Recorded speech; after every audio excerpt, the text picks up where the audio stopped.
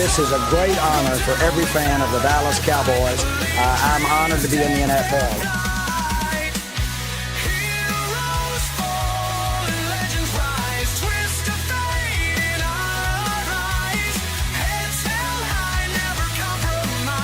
What can I say?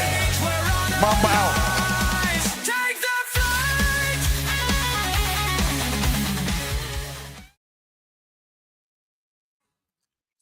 Well, good afternoon, everybody in the planet Earth from here at the afternoon show. It is such a beautiful day. Everybody except for Philadelphia.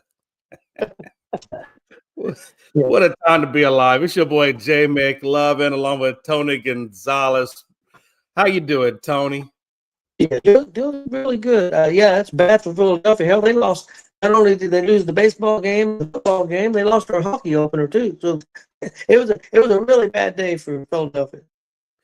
Yeah, even Philly sports guy I saw a few moments ago on Facebook, he put out a little video about how bad he was feeling and things like that. And my heart went out to him. But at the same time, I'm thinking in the back of my head, hell the fuck yeah. Let's go, baby. Enjoy the Brook.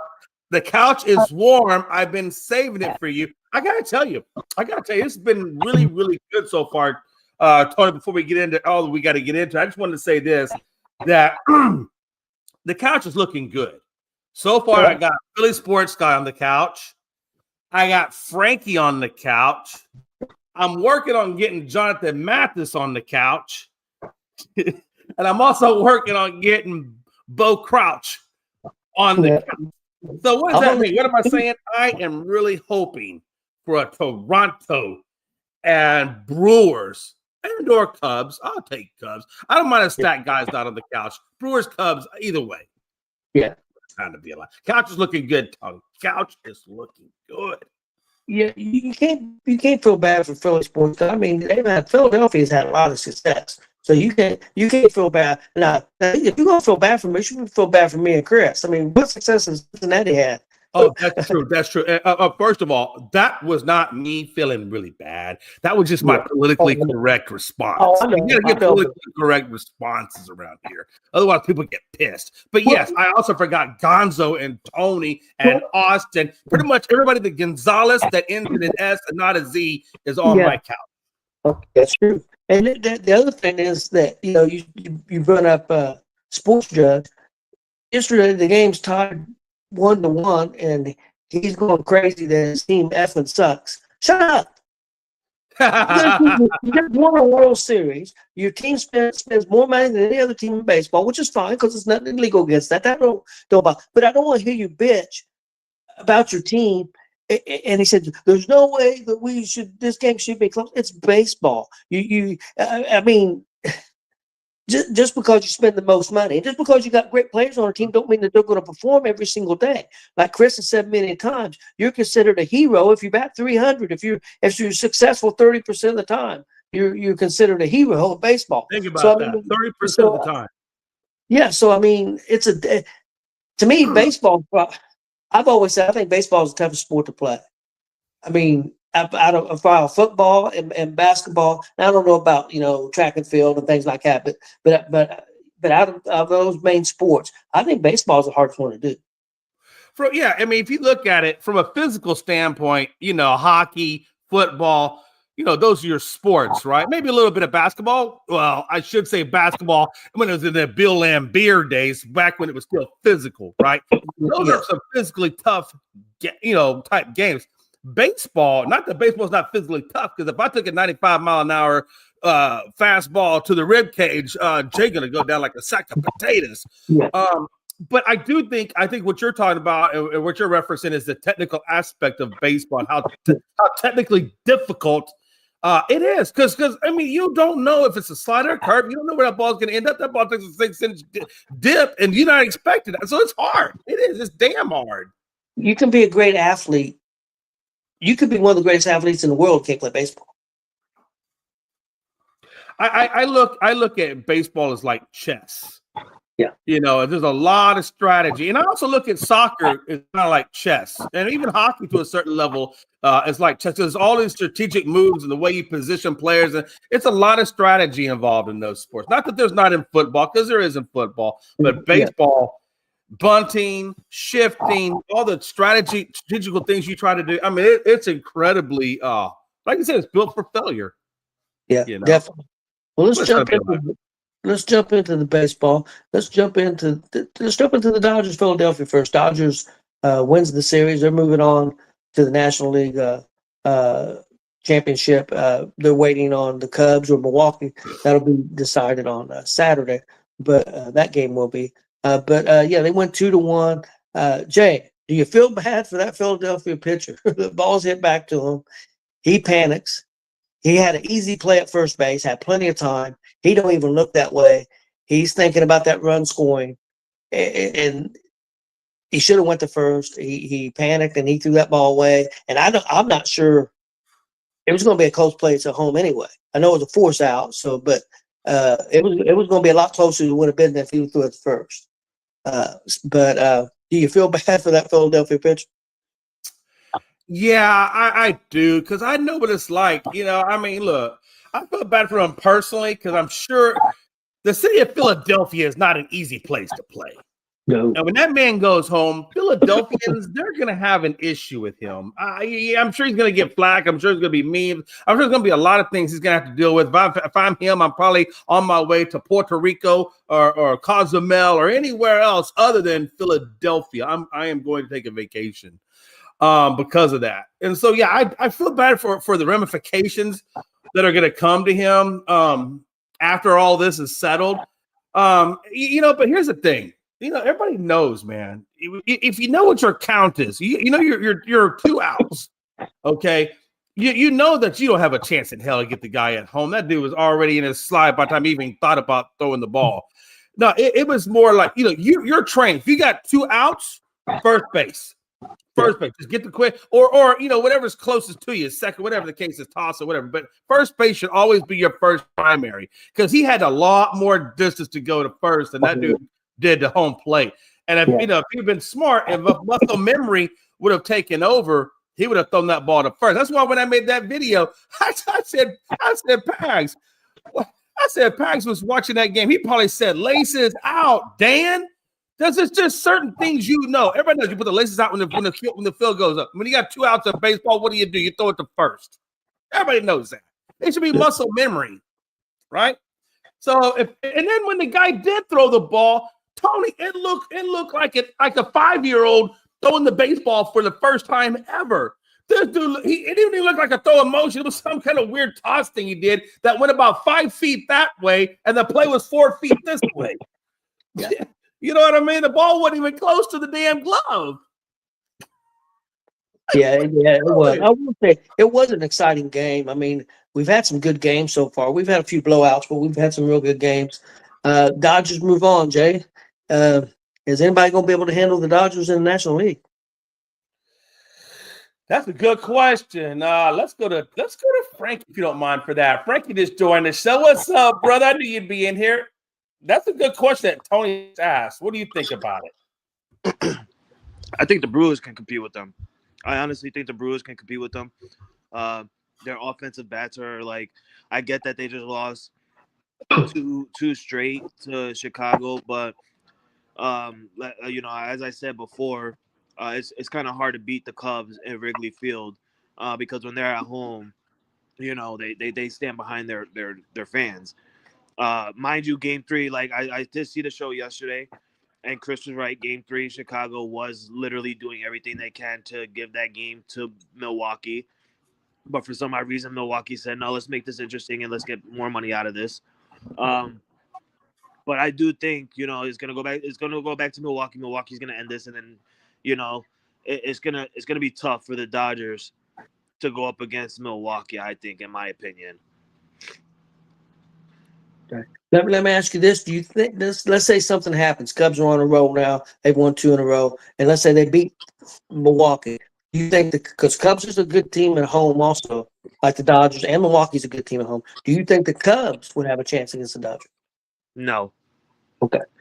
No, and it's not like I'm not gonna sit here and say that the Cubs are a bad team because they're really not.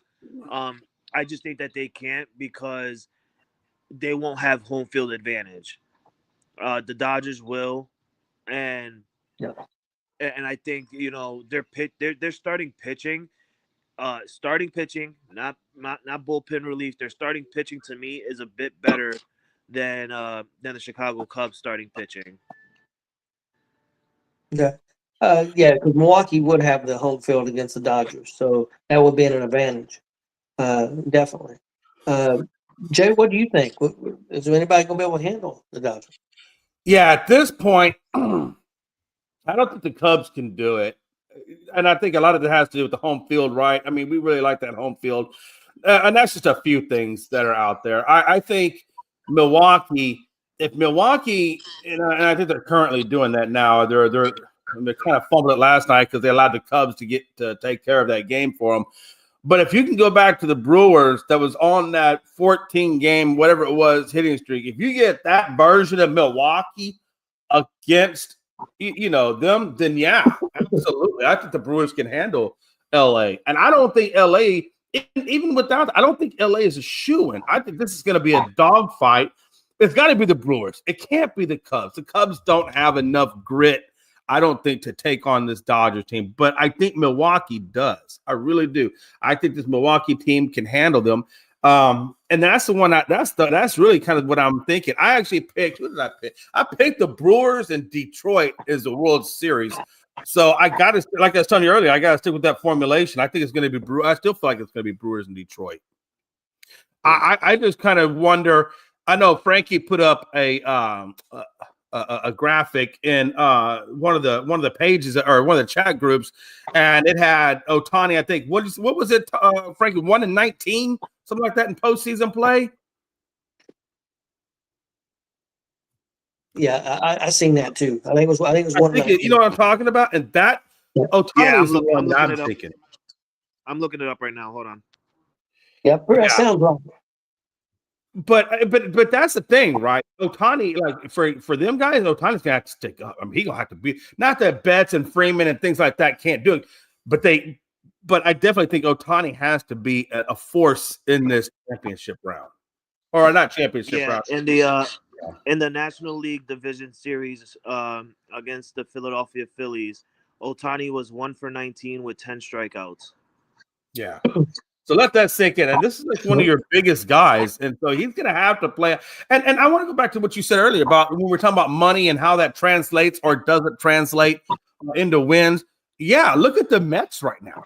Twice now they have gotten their butts kicked trying to get into the playoffs, and twice they have failed, and they've got a huge payroll. Same thing with the Yankees. Yankees got a huge payroll, but Frankie over there on the couch with me. By the way, Frankie, you're in charge of the nachos this year. And Tony, you just chill out. You're the elder statesman. You just relax and eat the food that we bring to you. Okay. But no, yeah, it's amazing to me. So it doesn't matter how much money you spend. It's not going to guarantee you a damn thing. Look at the Brewers. I guarantee the Brewers payroll is not that damn high, but yet they look pretty damn good going into the next round. Yeah, that's true. It's going to be I think it's going to be a good game. I like Milwaukee. I think Milwaukee's got a little bit better hitters.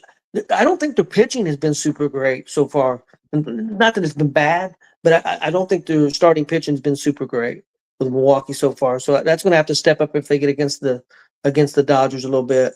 But I think they can hit the Dodgers pitching, so that maybe they'll cancel that out if they make it. But it should be a great game on Saturday. Big game tonight, guys. Tigers in Seattle.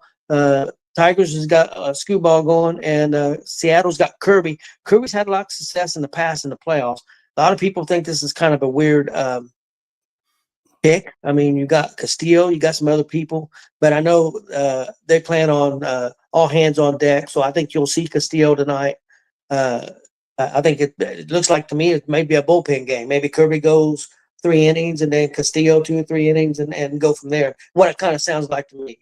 But who wins this game tonight, guys? Tigers and Seattle Mariners. What do you think, Frankie? I honestly I wouldn't be mad if Seattle wins, but I don't think they're going to. And I understand, they're home. I just think Scooble, sorry. I think Scooble's gonna come out with a bang because when he played in game 1, he didn't look really that good against Seattle for some odd reason. And now you have a chance and an opportunity to redeem yourself on a moment where your team can move on to the ALCS, or your team could just get back on the plane ride home upset and just be, angry back-to-back years on being eliminated in the ALDS. I do think School's going to come out with a bang. And then, the bats and the offense for Detroit has got to be, I'm not going to say on fire tonight, but they're feeling pretty confident right now, Tony. I mean, you come out the last 2 games at home and you were connecting the bats to the ball. And I think that they're going to keep that going. But tonight, Tony, you're right. To me, it's gonna come down to the pitching. What is Seattle gonna do? How is Scooble gonna pitch? How the bullpen is gonna look when Detroit pulls him out? It's gonna be a fantastic game. I can't wait to watch. And the main thing to me is, how's Kyle Raleigh gonna respond in this game? Because I get, he had a home run or 2 home runs in Detroit, but when he was in Seattle for the first 2 games, I was not hearing a lot of Kyle Raleigh's name. So if he wants to be the guy to do something, tonight will be the night to do it. I am gonna pull for Detroit though tonight. I really am, just because I don't want to see the Seattle Mariners make it. The hell with these guys. Keep that drought in 2001.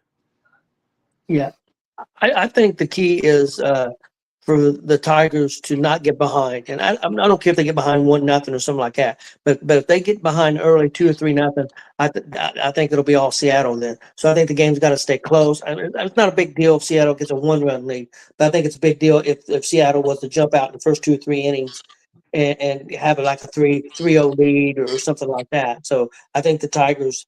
I think Scooble's got to have his stuff. If he don't have his stuff, they could be in big trouble. Jay? Yeah. First off, Kyle Raleigh's doing great. Honestly, the man is doing great. He's batting .438 right now in the playoffs. He went 1 for 3 with an RBI, a walk, and he did have 1 strikeout. He's definitely not doing an Aaron Judge. No offense, but I'm going to take a shot at Aaron Judge every time I get a chance to, because I feel like that man is overhyped. I just feel like he's overhyped. And then Frankie knows this. I've told Frankie many a times I feel like he's overhyped. I think what Kyle Raleigh is doing in the postseason right now is what the expectation was for Judge to be doing in the playoffs. I'm sorry.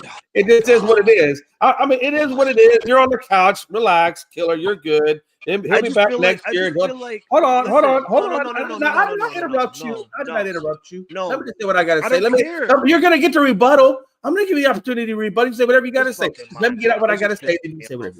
This is literally pissing me off. I know it's pissing you off, and it's good. It should piss you off.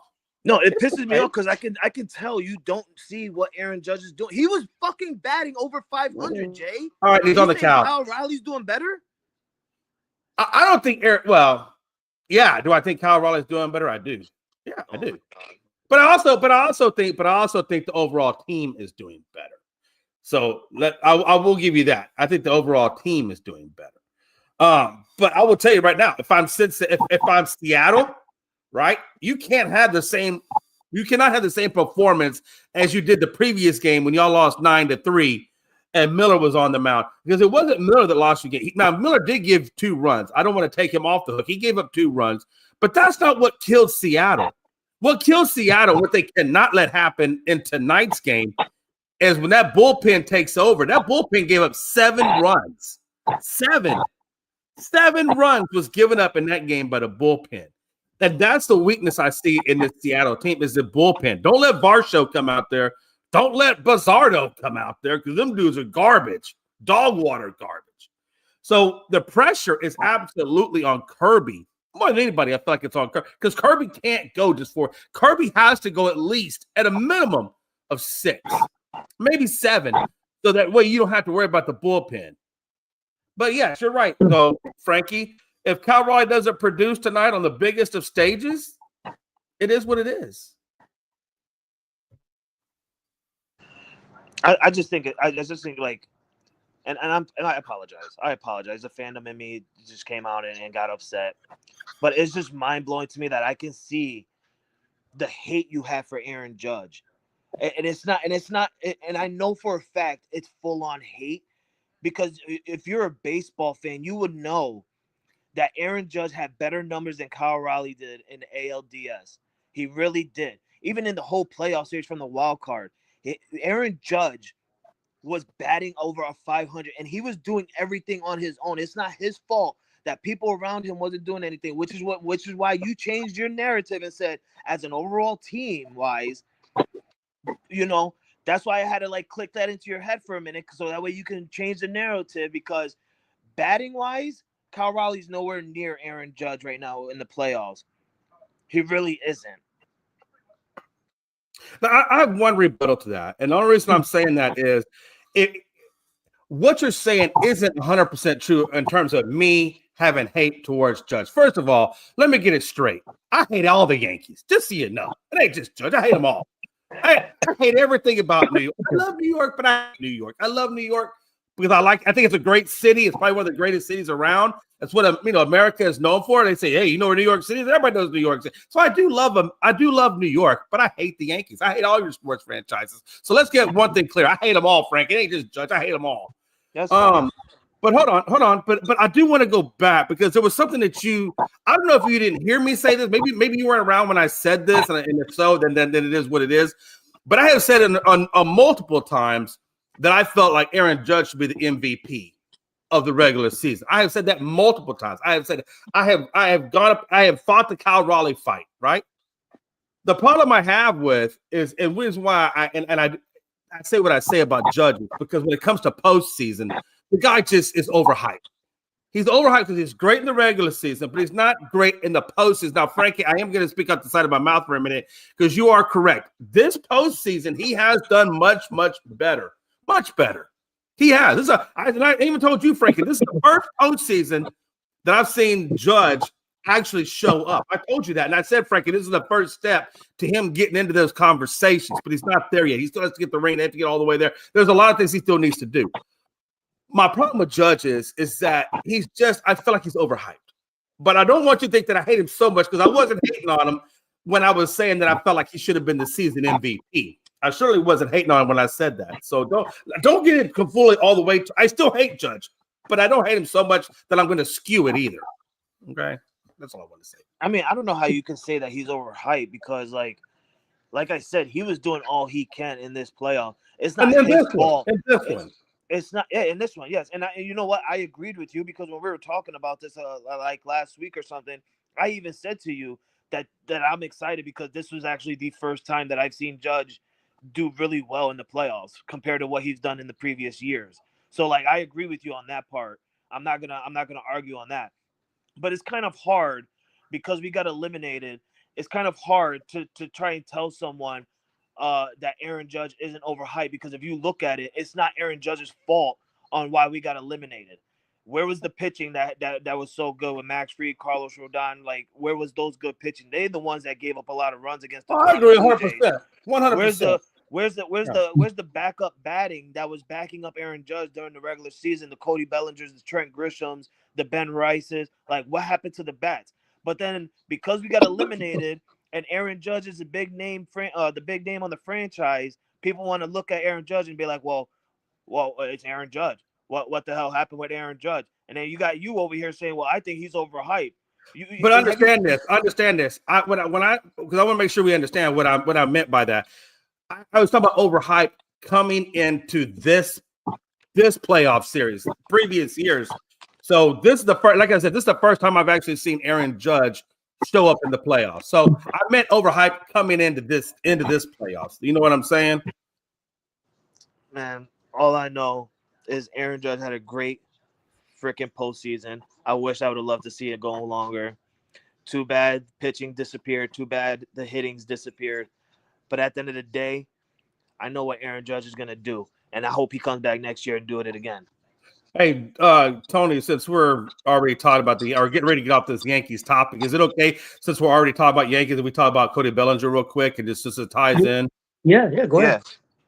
So, hey, I just want to get Frankie. You're the resident Yankee here. Cody Bellinger is opting out of his contract. Do you? I know he has said. He has said that he wouldn't mind coming back. Do you think he comes back? I do think he comes back. Because he's even said it himself. His entire life he wanted to wear the pinstripes. His dad is a former Yankee. I think with the season defensively and offensively in the regular season, not the postseason, that what he had, I feel like he can go out and get the contract that he wants from the Yankees, and the Yankees know that they're gonna want to bring him back because we didn't have. How should I say this? We haven't had a good left fielder. Since until Cody Bellinger came around, we've always had trouble looking for a left fielder. So if Brian Cashman if Brian Cashman is still our general manager at the time, and he was smart, you will want to re-sign him and bring him back for his bats and for his defensive style. But it's up to Cody Bellinger. It's not up to me.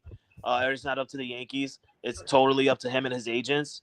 When you put up the season you put up, bro, there's going to be a bunch of teams going out there looking for you, especially with your defensive playmaking. There's going to be a bunch of teams going out and looking for you, and I'm pretty sure he's going to want to go out and get the biggest contract he can get. I just hope that he cares about being a team player more than being a money maker like Juan Soto. Just come back to the Yankees. If you say you want to be a Yankee, man, just come back to the Yankees, accept whatever we give you, and let's run it back. Let's try and get what we can get out of you. I want to point out, I did watch the show yesterday. I did watch the show, and I saw the topic when you guys got to the Yankees and stuff like that. And I think Tony knows what's about to come. and this is what rewinds back to me telling Jay how much he actually hates Judge, because he goes out and the first thing he's like, oh, Judge, he's supposed to be the guy. You go out and you get the last strikeout, and it's on you. Judge didn't get the last strikeout. It was the bottom of the ninth. We had Jason Dominguez on third base, and Judge brought him home with an RBI single. It was actually Cody Bellinger, the guy we actually talking about now, who opted out, who actually struck out to end our season. I just wanted to get that in there so that Jay can at least be like, well, I'm sorry, Frank. I don't mean to say that about Judge, but also to around the world, don't listen to what Jay say.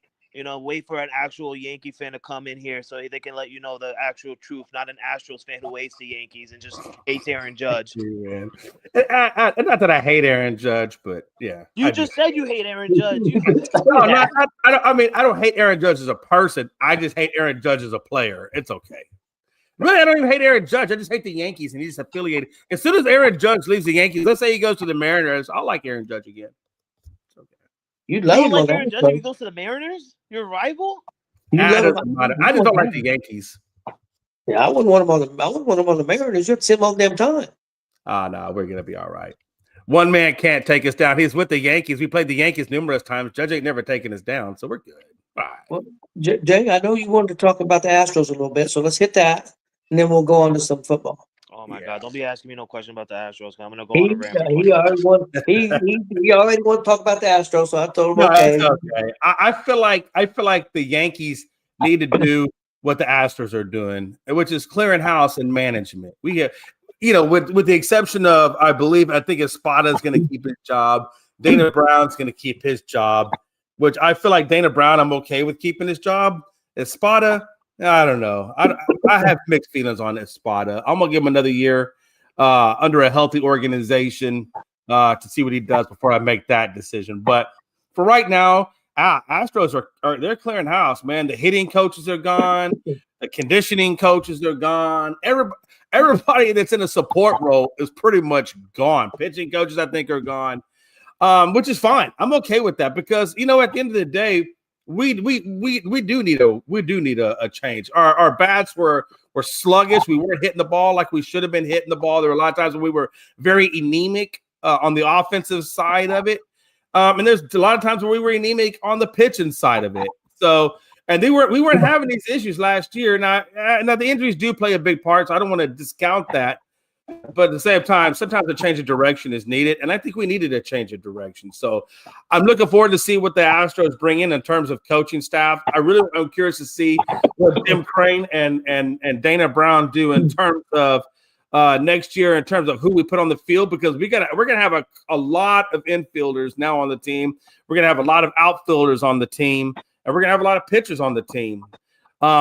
Given what we brought in from the trade, obviously what we're getting back from the injury list, things like that. So there's going to be a lot of decisions that Dana Brown is going to have to make in the Astros organization in terms of what the team looks like that we put on the field.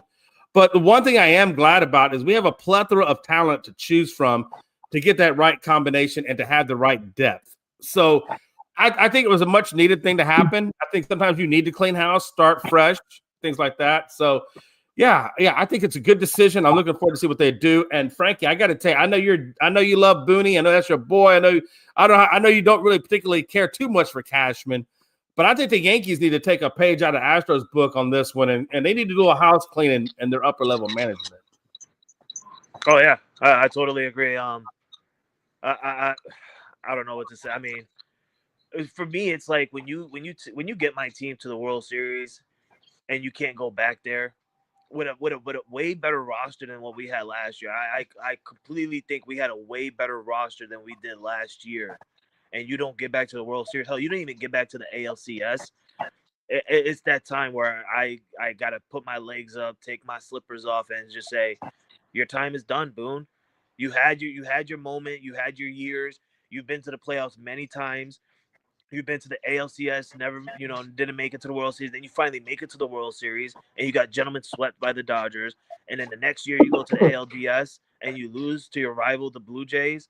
I mean, there's nothing more I can back up Aaron Boone anymore. At this point, it's fire Cashman, fire Boone. And I'm right with you, Jay. Like, we got to clean house, man. We got to start fresh. We got to get an actual manager that knows how to manage. We got to get a general manager that knows the system of today's baseball and not the 1990s to the early 2000s baseball. We got to get a whole new system in there. And Hal Steinbrenner needs to stop being a little I'm not trying to curse, but a little sissy. You got to stop being a little sissy, and you got to start being like your dad. George Steinbrenner is flipping over on his grave right now saying, what the hell is my son doing to this franchise? Like, we were champions under my leadership, and when I pass away, my son's taking over, and he is just putting us down the barrel. And I'm not liking the way Hal Steinbrenner is actually leading this group as an owner. He needs to step up and put his big boy pants on and move on from Brian Cashman and move on from Aaron Boone. I think after 8 years, it's time. It's time to move on. Yeah, it's time. I mean, we did it with Joe Garrett. Torrey. Yeah, no, not Torrey. Oh, Girardi. Joe Girardi. We did it with Girardi, right? He was with the Yankees for so many years, and he only got one World Series out of it.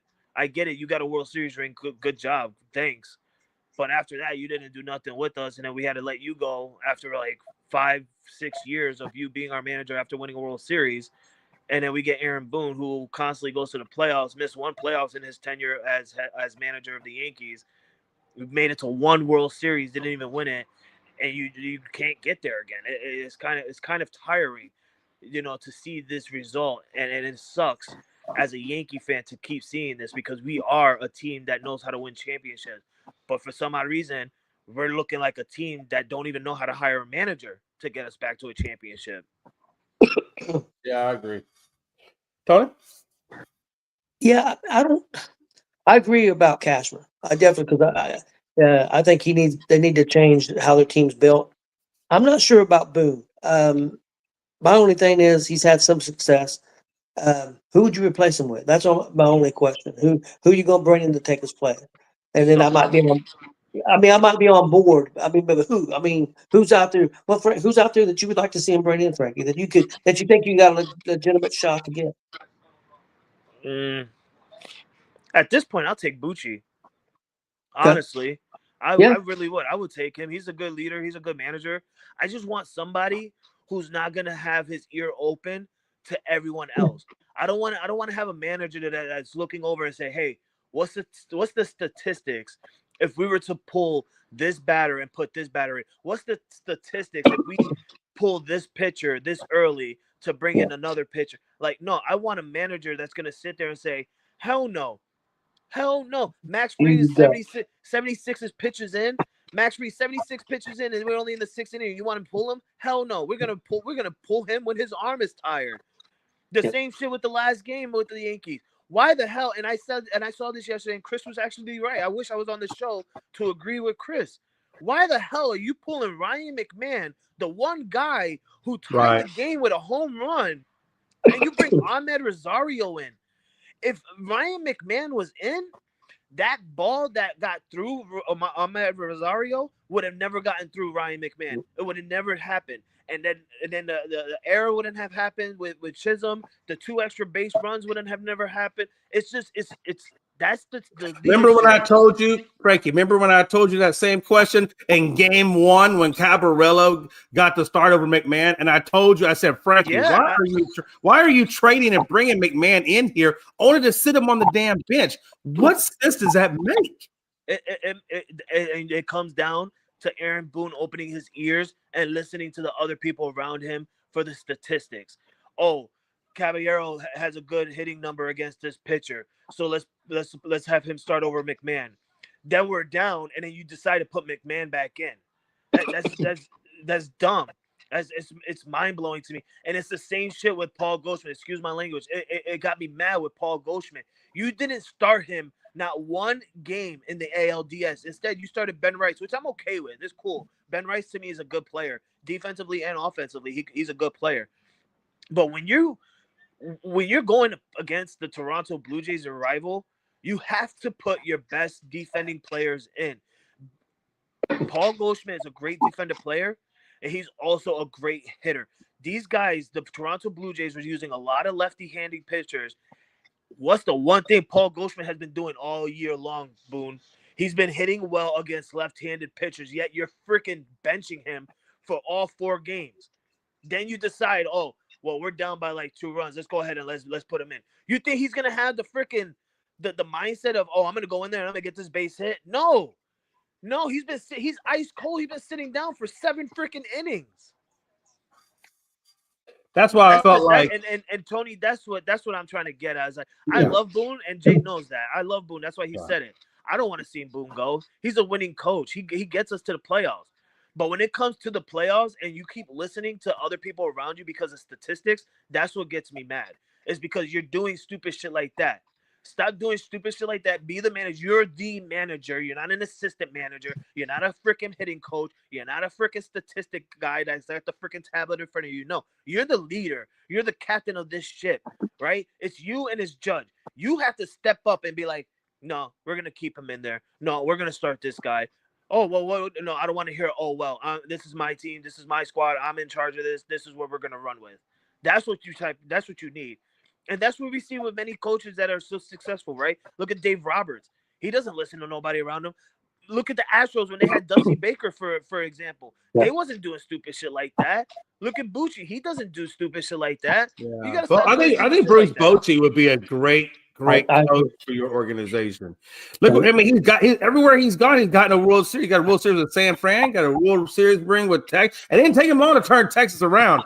I mean, he came to Texas that same year during the World Series winning it. So I would be adamant for you guys getting Bruce Bochy. I think he would do. I think the cultural shift and the decision making that he brings would be amazing for your ball club. But I also think, like I said, Boone needs to go. Cashman needs to go. They need to get another GM and bring Bochy in. And I think you could do some damage over there. You told me, Frankie, on Bochy. I mean, you give me a name. That's what I want, man. I mean, I agree with you on Cashman, 100%. And I didn't disagree with you necessarily on Boone. I wanted that option. I mean, who was you going to bring in that was going to change things? And you give it to me. So I agree 100%.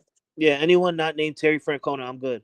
I just don't know how you have, the Yankees are so studded with talent. You got Judge, you got, Goldschmidt. When he came over from St. Louis, that dude was what, NL Player of the Year? Yeah. Bellinger. I mean, you got some dogs on your team. It just, I don't know. It's just crazy that We you have guys haven't Jay, done we more with what you have. Jay, we had four former MVPs in our batting lineup with Judge, Goldschmidt, Cody Bellinger, Giancarlo Stanton, who I hope to God he freaking finally is gone. I just hope to God he's finally gone. Because listen, he freaking finally showed every single one of you why I cannot stand him. I can't.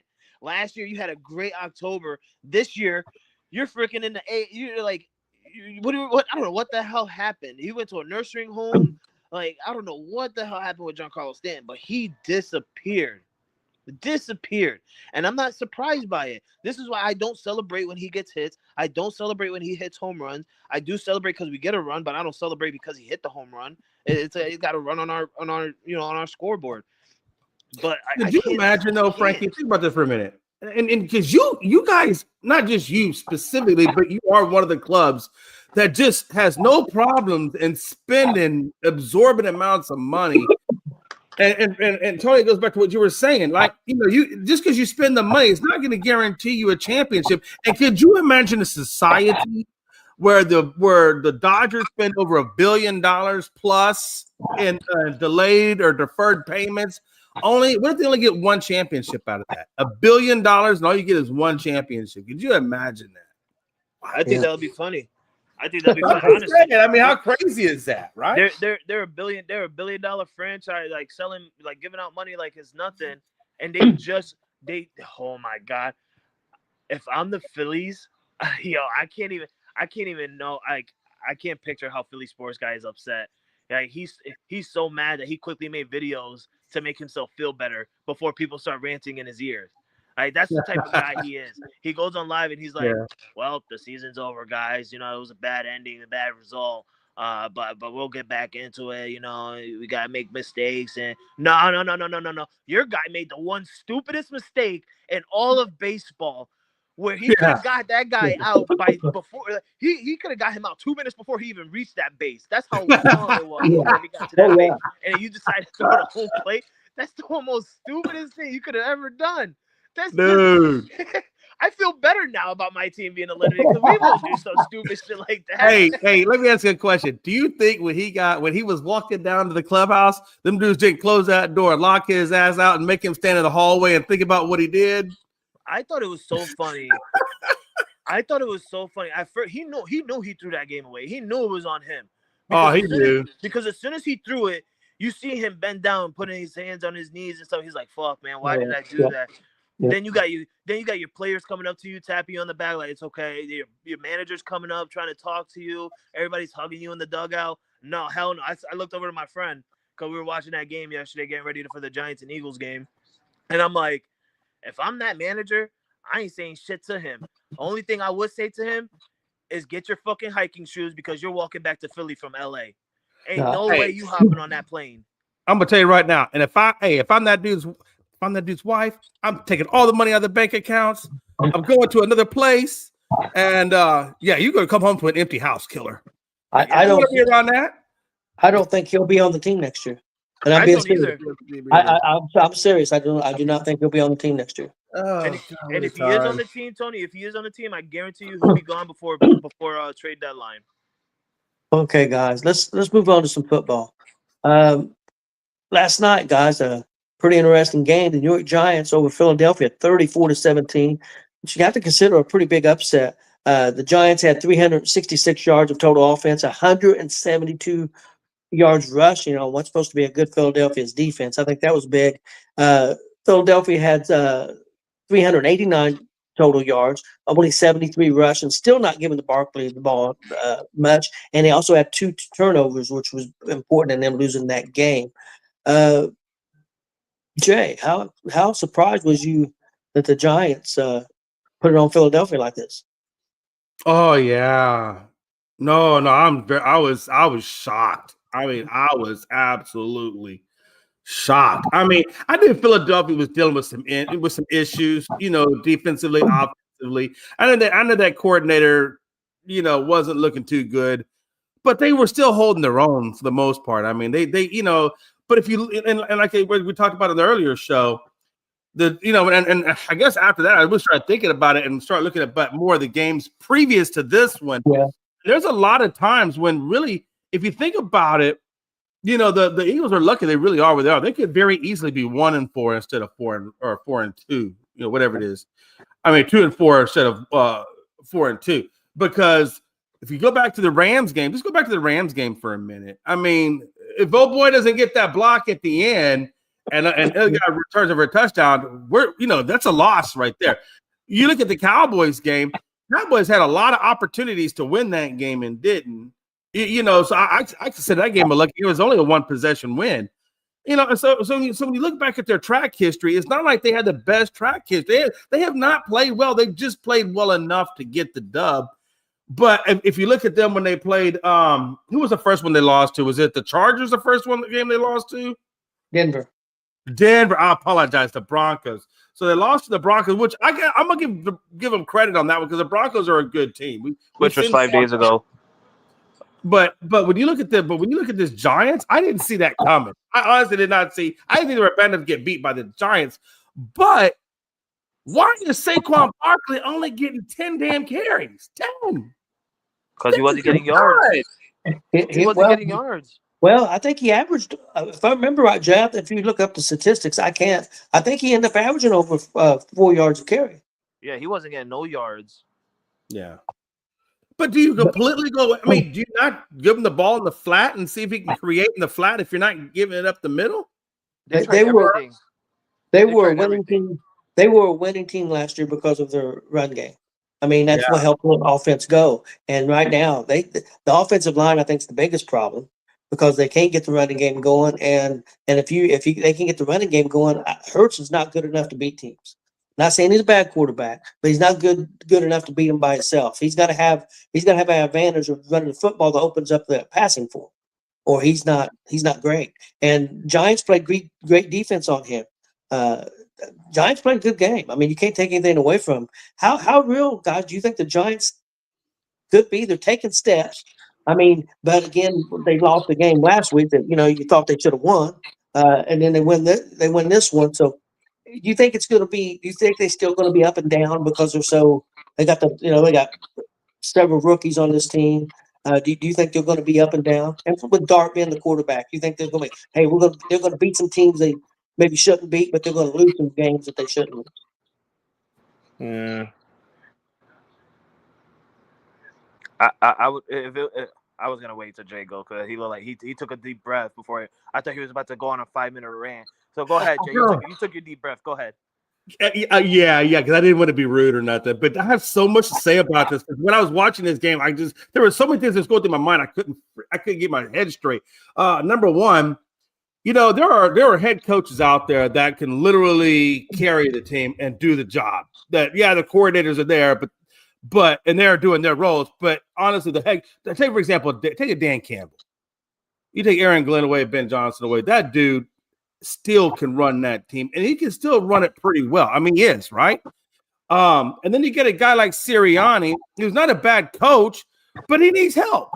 He needs a good offensive coordinator. He needs a good defensive coordinator to really get his job done effectively. And he hasn't had that in this new offensive coordinator, which I don't even know what the guy's name is. But when he had Kellen Moore is a great offensive coordinator. Not a good head coach, I don't think, but he's a great offensive coordinator.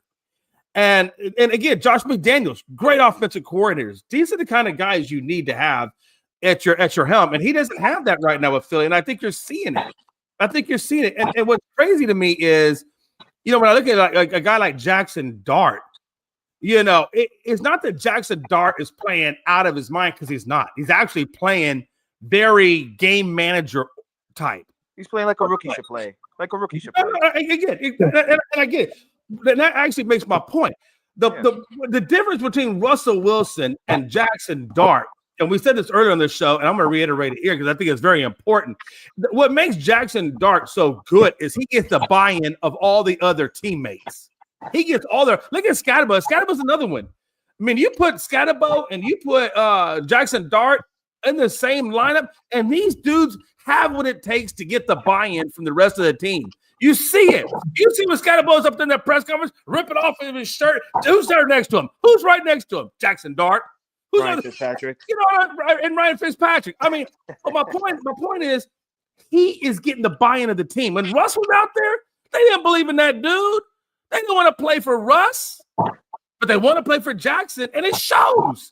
You saw when they went against the Chargers. They got the win against the Chargers. You see them when they go up against Philly. Got the win against Philly. You think Russ would have gotten a win on either one of those two teams? Hell no. Hell no. And he's doing it without Malik Neighbors on top of all things. And I think his offensive lineman, I think, also out. Well, what I was gonna say was, and Jay's absolutely right about Jackson Dart, because he's really not doing what people like. Yes, people are looking at him like, yo, he's the answer. He's the answer. But if you look at his numbers, he's really not doing anything. Last night was all Cam Skattebo. It was all Cam Skattebo last night. And I got to tip my cat off to this dude, because when we watched him in college last year, he got all my respect last year when he was at Arizona State, and he was sick during that game, and he still played that full 4-quarter game while being sick with the flu and having great numbers. He earned my respect last year for that. So I'm going to always respect him. Even though he's a Giant, I will respect Cam. He's a good running back. And I said that to my boy yesterday. He's a Giants fan. I said, you know, I told him during the draft, he's like, who's Cam Skattebo? And I'm like, wait and see when he's on the field for you guys. He'll show you who he is. And he did that last night. And I think we all need to change his name from Skattebo to Skittleboo, because he's tasting the rainbow right now over there in New York. He's tasting the rainbow. I'm calling him Skittles 2.0, because Marshawn Lynch is the original Skittles, but I'm gonna call him Skittles 2.0. Yeah, man, he's tasting the rainbow over there in New York. and I'm not gonna knock Philly, right? Because I said this last year during the offseason when we seen Philly lose so many major key defending players. Right. I'm gonna go back to what I said. When they were losing players on defense, I said that this defense is going to be different from what it was last year. And that's what constantly happens with every team, every franchise. When you win a Super Bowl, players are going to want to leave because they're going to go get that money. All right. And that's what happened to them. They lost a lot of key defensive players, and now their defense is down. Also, losing Carter on the defense last night, being hurt and not playing that game. That's what opened up the run game for New York. And I'm pretty sure Brian DeBall saw that, and he said, we're going to run on these guys because they don't have Jalen Carter on that line, so we can just run right through them. That's what they were doing. That was smart. They need to keep that up. Now, Tony, to answer your question, because I want to go back to, I don't want to, block on what you were saying. I'm going to actually answer that. I don't think that the Giants are going to do that. I honestly, I feel like the reason they won last night was because of that situation. Jalen Carter not being there, and Cam Skattebo was actually able to do what he did on the ground and attack, because you didn't have your best lineman on the defense there to stop it. So that opened up the run defense, or the running game. I apologize. And then Wan'Dale Robinson, right? Malik Neighbors go down, and now he's stepping up as that wide receiver, because he had that great touchdown that actually almost what's his name? Jackson Dart almost got sacked on. Wan'Dale Robinson got a quick open and got that touchdown on the sideline, which was good on their part. So, like, they were finding every key to win this game. But the one thing that messed up with Philly, and I'll go back to it, they lost a lot of defending players. And that's what happens when you lose your top defending players. It sucks. It really does. And I feel bad for Nick Sirianni, because he's a good coach. You got good people around you, but it sucks when you lose players, because now you're like, damn, I'm back to year one where I gotta, figure out what I gotta do.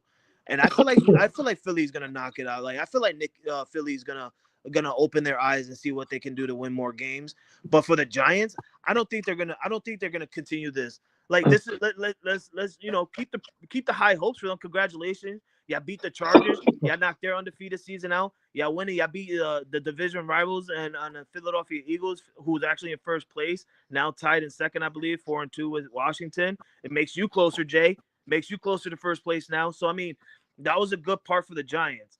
But more further on down the line for this season, I don't think the Giants are going to keep this up. I really don't. Because, listen, they just lost to the goddamn Saints 5 days ago. Yeah, that was my thing, because they beat San Diego, or excuse me, Chargers, not San Diego, beat the Chargers, and then they turned around and they lost to a team that I thought they definitely going to beat New Orleans. I really did. Yeah. I and they, thought so they too. didn't. But then they come back and now they beat Philadelphia. So I just wonder about the up and down thing. That was my point. I just didn't know if they're going to be consistent. And they got reasons not to be consistent. They got some injuries and they got a rookie quarterback. Yeah, I think if they end up continuing this year winning against good teams where we think that they're not supposed to win against, it's probably going to come down to that team that they're facing is going to be dealing with injuries or something like that down the line. But if they're not injured, those good teams, I'm not going to expect the Giants to win. My friend was sitting here. He said ESPN told the world that the Giants were projected to lose the next 9 games because of all the teams that they got to play, all good teams. The next 9 games. I looked at him and I say, have faith, right? Because I'm sitting here last week and I'm like, yo, listen, I got 100% confidence we're going to beat the Bills. Nobody in the goddamn world was going to sit there and say, the Patriots are going to beat the Bills. So I looked at him and I said, have faith in your team, bro. Yeah. I'm like sitting here and I'm explaining to him, Eagles don't got a good defense. Then the Giants go up 13-3, and I'm sitting here and I'm looking at it. I'm like, there you go. Have faith in them. But then the Eagles came back and scored, and they go 17-13. I'm like, yeah, I might have pissed them off scoring 13 straight. Like, yeah, because they started going off on the Giants. I'm like, yeah, I must have pissed them off. And then they ended up, the Giants turned it around. Jackson Dart, it's Cam Scatterable. They went in and they finished the game well, and they got the win. And I don't think they're going to do it. I don't think they're going to keep doing that. It's going to come down to those teams being healthy or not. But I do know that the Giants down the road got to play the Patriots, and I know for a fact that they're not going to win that game, Tony. I know for a fact that we're going to win against the Giants. Hey, but I think it is worth a couple of things. I think number one, I think it is worth noting that Jackson Dart has taken over as 2-3. And the one game he did lose was to the Saints. Hey, everybody's gonna lose one. Whatever. I mean, as a rookie, whatever. It is what it is. He had two touchdowns, 2 interceptions, a little over 200 yards. He ran for 50 yards. So I mean, Jackson Dart's gonna go through growing pains like any normal rookie would. But this guy came into an organization that is dead last. And he's won 2 out of 3. He's not a bad way to start for Jackson Dart. Let's put it that way. And secondly, if you look at what Saquon did when they lost that game the other night, I don't know. Like I said, I don't know why they went away from him. He was giving you 4.8 yards, damn near 5 yards a carry, and you're going to tell me you're only going to run him 12 times? It makes no damn sense. And this is all on the coordinator, which ultimately falls on Sirianni because Sirianni is the number one guy. That's why I said I don't believe in this coordinator, and I think that's going to be the issue is offensive coordinator. Not that it does not look past the defense. That defense looked horrible too, and I got an issue with that defensive coordinator as well. Because if you look at that game, or actually look at the last couple of games, they have struggled. That secondary doesn't look good. The front doesn't look good. They damn sure can't stop the run. There's a lot of holes on this Eagles team that they haven't had before because the Gannons and the Steichen and all that were there during that time period. Now you get a different regime, and it doesn't look. That's why I said Sirianni needs good coordinators to help him. He's not a Dan Campbell where he can do it on his own or he can energize a team on his own. Well, so that's the biggest thing for me. Well, Jay, you're absolutely right. You're absolutely right, 100%. But I also want to point out to you that you also got to listen to. I know you're listening, but actually listen to what Tony and me are saying. Right? Tony's right. All right, how can Saquon Barkley do what he did last year when the offensive line this year isn't good as it was last year? To give him the holes that are opening up, to hold the defensive line, so that way Saquon could get time to get the ball and find his opening hole and stuff like that. That's what's going on. And then defensively, like I said again, through this offseason, they lost a lot of people that were good that actually locked this down. Which I'm happy for because we took Milton Williams from them. He was a big part of that defensive line with Jalen Carter to stop the run game. Now it's just Jalen Carter on that defensive line by himself, who's actually, I'm not saying by himself as he's got people around him, but I'm saying as the core lineman to stop the run, he's by himself. He had Milton Williams last year. Now he doesn't. The same thing goes with what you just said. The cornerbacks. They had what was it, Darius Slay? He's not there no more. Yeah.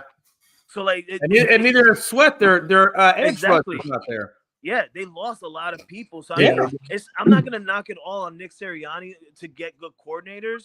It just sucks because you lost a lot of people through the offseason. And it just so happened last night, right at game time decision, Jalen Carter was not playing because he's hurt. That's a big major loss on your defensive line to try and stop that run game.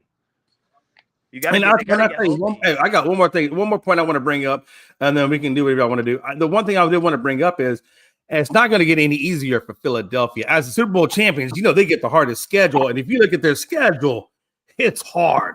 Like there's no reprieve at all, hardly in that schedule. I mean, it's going to be a very hard schedule, and then you look at the Washington schedule. And it's moderately to almost weak. And that's why I feel like I think at some point you're going to see Philly slip to the number 2 spot. I think Dallas is going to be at the number 3 spot no matter what. I don't see Dallas moving out of the 3rd spot. But I definitely see Philly dropping down in the power rankings. I definitely see Philly being the number 2 team, getting a wild card. And I can see Washington, barring injuries, I can see Washington taking the division, to be honest with you guys. Well, Jay, I'll be honest with you.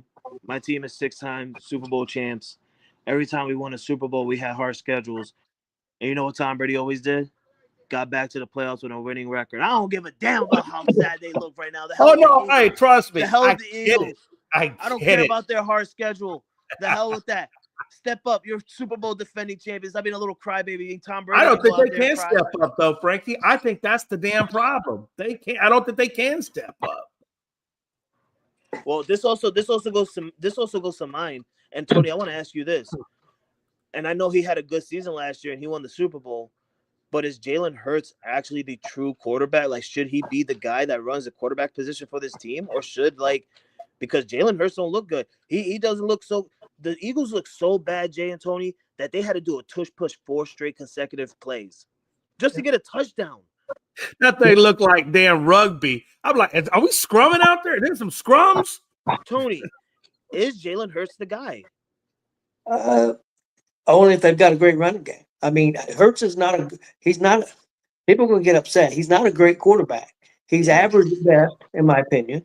And if they don't have a great running game to help open up the passing game, and I think one reason they're not running the football too is I think the receivers are not happy and they want the ball. And I think they're crying to the coordinator, and I think the coordinator's trying to appease them. And as long as he tries to appease them and they don't run the football, they're going to be in trouble. They got to go back to pounding the football. They got to run the ball 25, 30 times a game. That'll open up maybe open up the passing game. Like I said, again, like we said, the offensive line's not good right now. Yeah. But and that's what they were good at before. That's what me and Chris always said for the last couple of years. Philadelphia was one of the better teams of football because of their offensive line and defensive line. They knock people off the ball. They're not knocking anybody off the ball anymore. And I like that you mentioned the wide receiver. And Jay, I'm going to ask you this. Do you think it would be a smarter move for Philly to trade away one of their top wide receivers in A.J. Brown or Devontae Smith to, get that heated thing off of the offensive coordinator? They could get that little, I wouldn't say cancer, because remember how Stephon Diggs was kind of like that with the teams where he was at, and then those teams actually had to be like, all right, well, we got to get rid of this guy because he's causing so many problems for our offense. Should the Eagles look at a situation like that and say, well, we got to get rid of one of these guys? Who's the guy we should get rid of? And maybe we can, because if you got that guy that's like, I want the ball, I want the ball, I want the ball, it's gonna ruin the offense. But here's the thing, though. It wasn't an issue for them last year when they got the Super Bowl championship. I don't think I am getting rid of Smith or Brown. I'm definitely not going to get rid of Smith. I think Smith's still on a rookie deal, so financially he's a pretty good deal right now. A.J. Brown, if you were going to get rid of one, he might be the one to get rid of. I think he's got the heavier contract. But I don't think I get rid of either one of those guys. I mean, those are good wideouts that got you a Super Bowl championship. The question for me is just is the play calling. I know you guys are talking about the line, and I know the line has issues, but it wasn't affecting Saquon. Saquon was still giving you four almost 5 yards a carry. Even if the line was terrible, it wasn't affecting his production. He was giving you the production. You just stopped giving him the production. Well, let me tell you this, and I think Tony was absolutely right with what he said. right, is because you got the wide receivers crying about not getting the ball. Listen, the Eagles started 4-0 because they wasn't giving the ball to A.J. Brown a lot. When A.J. Brown comes out, talks to the media, says what he says, and, now it's like a major topic, we saw how the Eagles offense changed, right? A.J. Brown yesterday on 2 receptions got more yards than he did in a game that he played on Sunday. Total, right? Got more yards total on yesterday's game within 2 receptions. So it's like, that's what Tony, like, when he said that, it opened my mind, because I kind of see that now. When he started crying and complaining, the offense the last 2 games had changed dramatically. Like, and it goes to what you said, Jay. Why is Saquon Barkley getting the ball only 10 times? Why is he carrying it 10 times? Because they had to change the offense really quickly to make someone on the receiving corps happy. Yeah. And that so happened to be A.J. Brown, because he went out to the media crying like a little baby. I mean, you arguably got the best running back in football, or at least from going by last year with Barkley. And in the last 2 games, he hasn't even ran the ball 20 times. So there's something wrong. But A.J. Brown's getting more targets now. Yeah. If I'm the owner of that damn team, I'm chewing somebody's ass out. I'm sorry. I know I'm not supposed to be, telling people what to do as the owner. You don't want to be really involved, or shouldn't be. At least that's what people say. I don't care. If you're paying Barkley all that money, and what he did last year gets 2,000 yards, and you guys get your Super Bowl, you're not going to change what you was doing. Somebody will fire the coordinator, will fire the coach, or something. Something's going to change. Yeah, if nothing else, to Frankie's point of, we're switching up our offense to appease one player. Yeah, if I'm ownership and I see them doing that, you're damn right, because I'm the one that's paying the checks. I'm the one that's paying the money. And if I see a dude that's running 4.8 yards a carry and we're going away from that, I'm going to be telling somebody, hey, listen, I'm not trying to tell you how to run the team. I'm not trying to get into your business.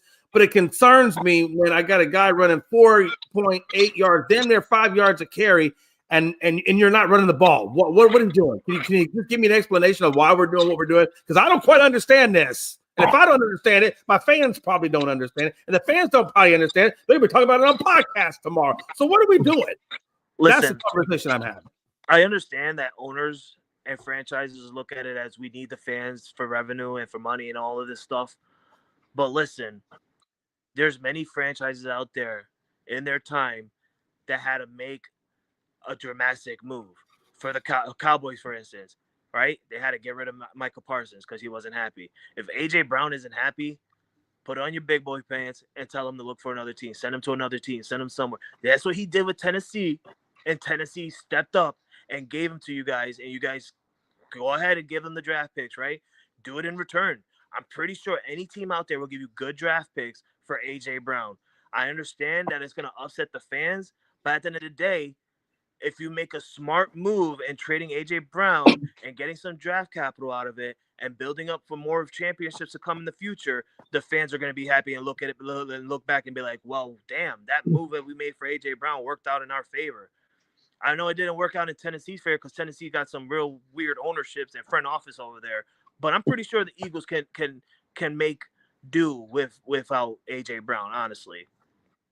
And I think this goes back, Tony, I think this really ties into our conversation yesterday where you posed the question, what's more important, culture or talent?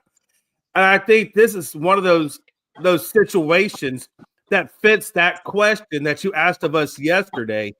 And I think this is one of the things where, as talented as A.J. Brown is, does he fit the culture going forward to make this a winning franchise to get to a Super Bowl? Is the way he's acting, does that fit into our winning culture?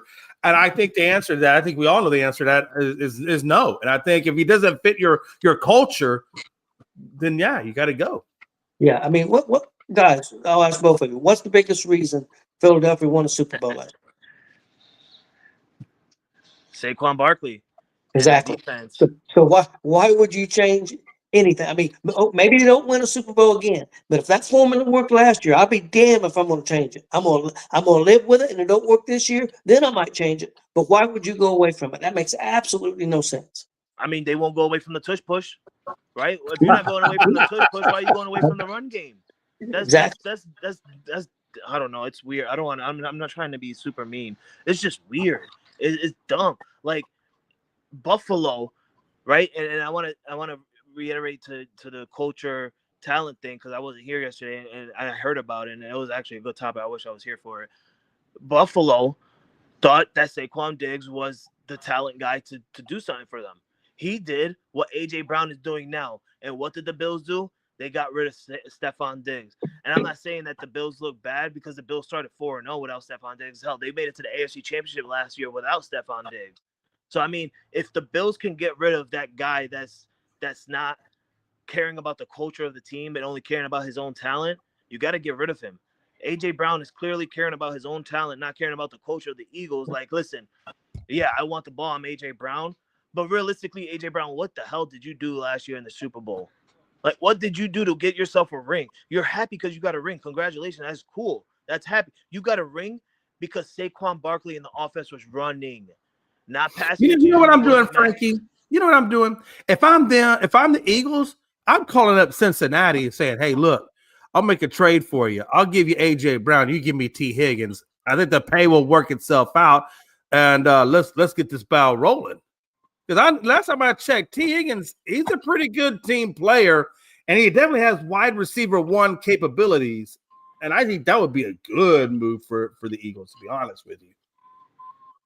I think Cincinnati would be foolish to make it.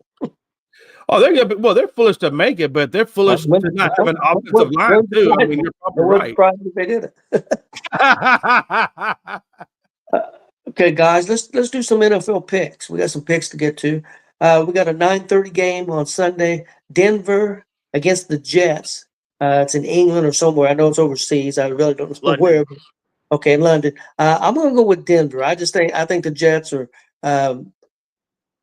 They're just still. They're 0-5, so I think that says it all. I mean, I think they're playing a little bit better, but they're still the Jets and they're doing Jet things, so they're still having some issues.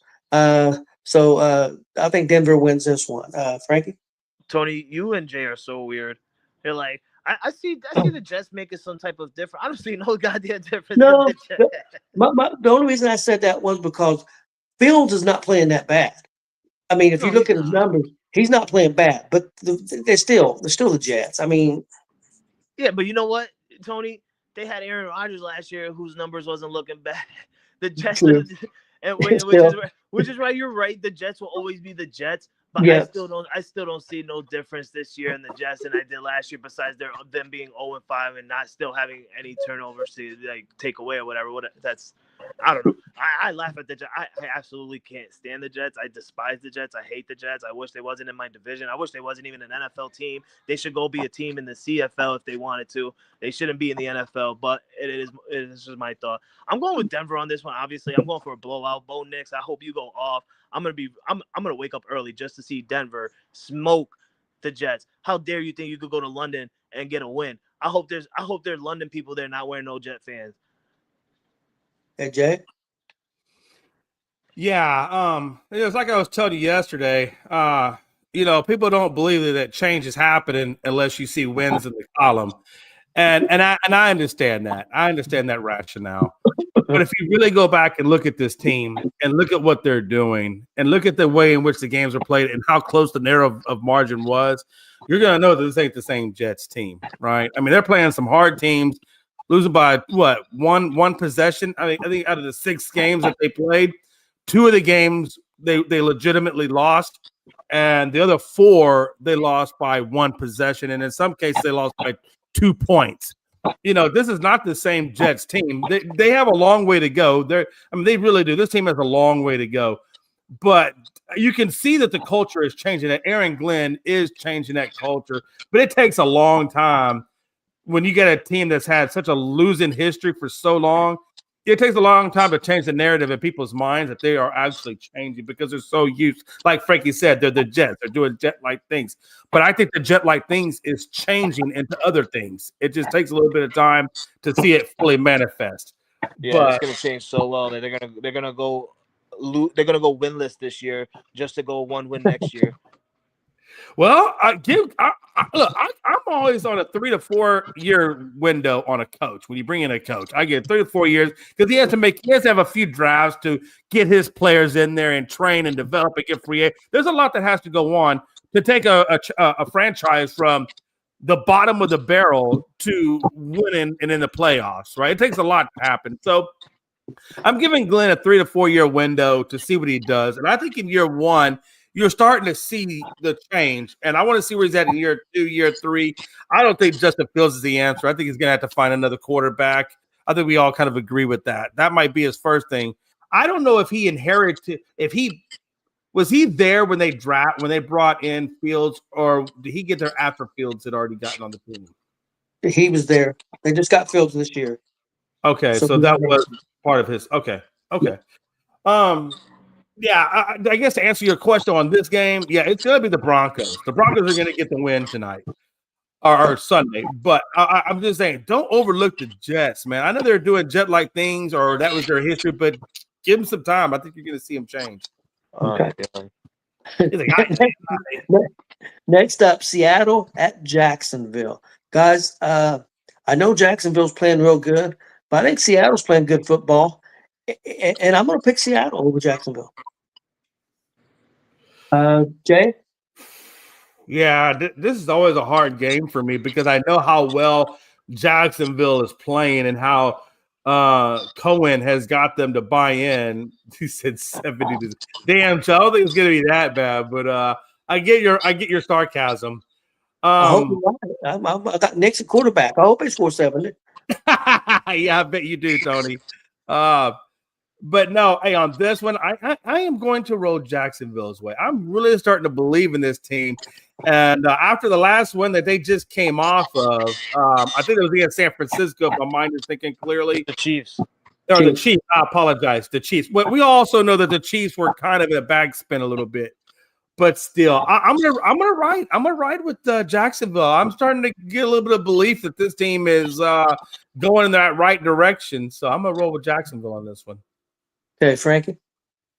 Yeah, listen, Jacksonville opened up my eyes last week against the Chiefs. They really did.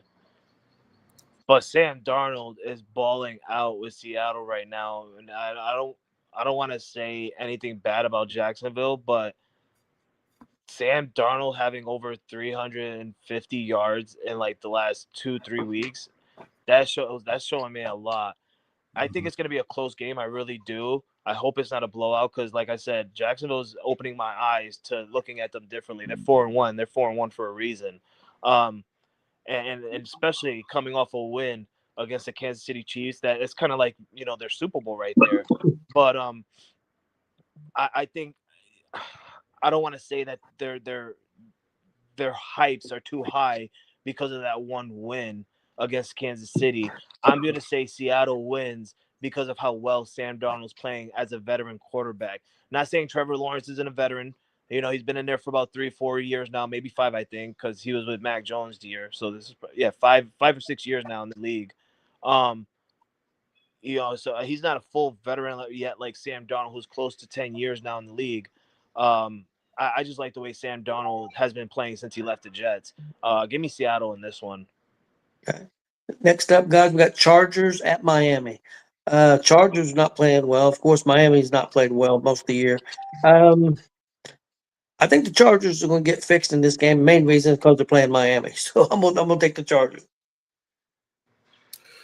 Yeah, I'll go on this one real quick. I'm going to go Chargers on this one because Miami is a complete 100% dumpster fire, and that coach is horrible. And McDaniels, and I have never liked McDaniels. I don't like the way he dressed. I think he looks goofy as hell. The only one that looks maybe almost equal to, or maybe not even more goofier, would be Duval. But Cohen's actually doing something, so Yeah, I can't really come down on Cohen, but. Yeah, McDaniels is dumpster fire.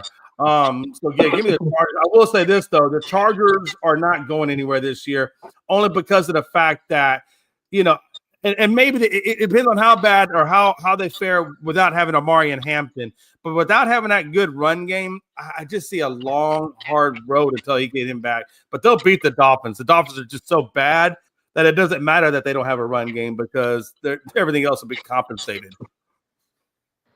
Okay, Frankie. This is kind of hard for me because I don't want to make my wife upset, and I know she be sometimes looking at my clips, and she's she is a Dolphins fan, and every time I do pick the Dolphins for her, unless they're playing the Patriots. Other than that, I don't pick them. But I think the Chargers are mad right now. I think they are. This is like one of those head scratchers for me. You know what? The hell with it. I'm gonna go with Miami. I'm gonna be the oddball. Right, I'm gonna go with Miami. You've always been an oddball. I don't know why you're saying you're being an oddball now. Because You've been an oddball your whole damn life. That is true. You're absolutely right. I am. You're right. Yeah. Okay. So I'm gonna go with Miami. No oddball. Take that out. Let's get Logan to cut that off. I'm gonna go with Miami on this one. And the reason why I go with Miami is because Chargers are hurt. They really hurt. Yeah. I think they're down to like two running backs, which they don't even name a starter. They came out and they said that both running backs that are available are gonna split the snaps. Yeah, because of the Chargers being so hurt, I'm gonna go with Miami. Yeah, I agree with you guys about the running back situation. Let change the subject real quick, and let's go quick on it and get back to the picks. There's rumors out there the Jets may be going to shop Brees Hall. Do you think that would be a perfect fit for the Chargers?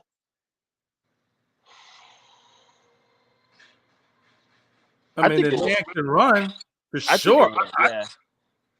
Yeah. I think if they want to bring in a Brees Hall, and then next year they're gonna have to figure it out because next year after that, then they're gonna have Brees Hall, they're gonna have Martin Hampton and Najee Harris. So I think you bring Brees Hall in on a 1-year deal. Well, see, Brees Hall's contract's up. Oh, his contract after this year. So you get him as a rental this year. Yeah, that's what I'm saying. I think you bring him in as a rental, and then you reevaluate, whether or not you want to keep Hall or you want to keep Najee Harris. And there is also a rumor that the Bears are interested in Brees Hall also. What do you think? I'm telling management, don't send me to the Bears. You better send me to the Chargers.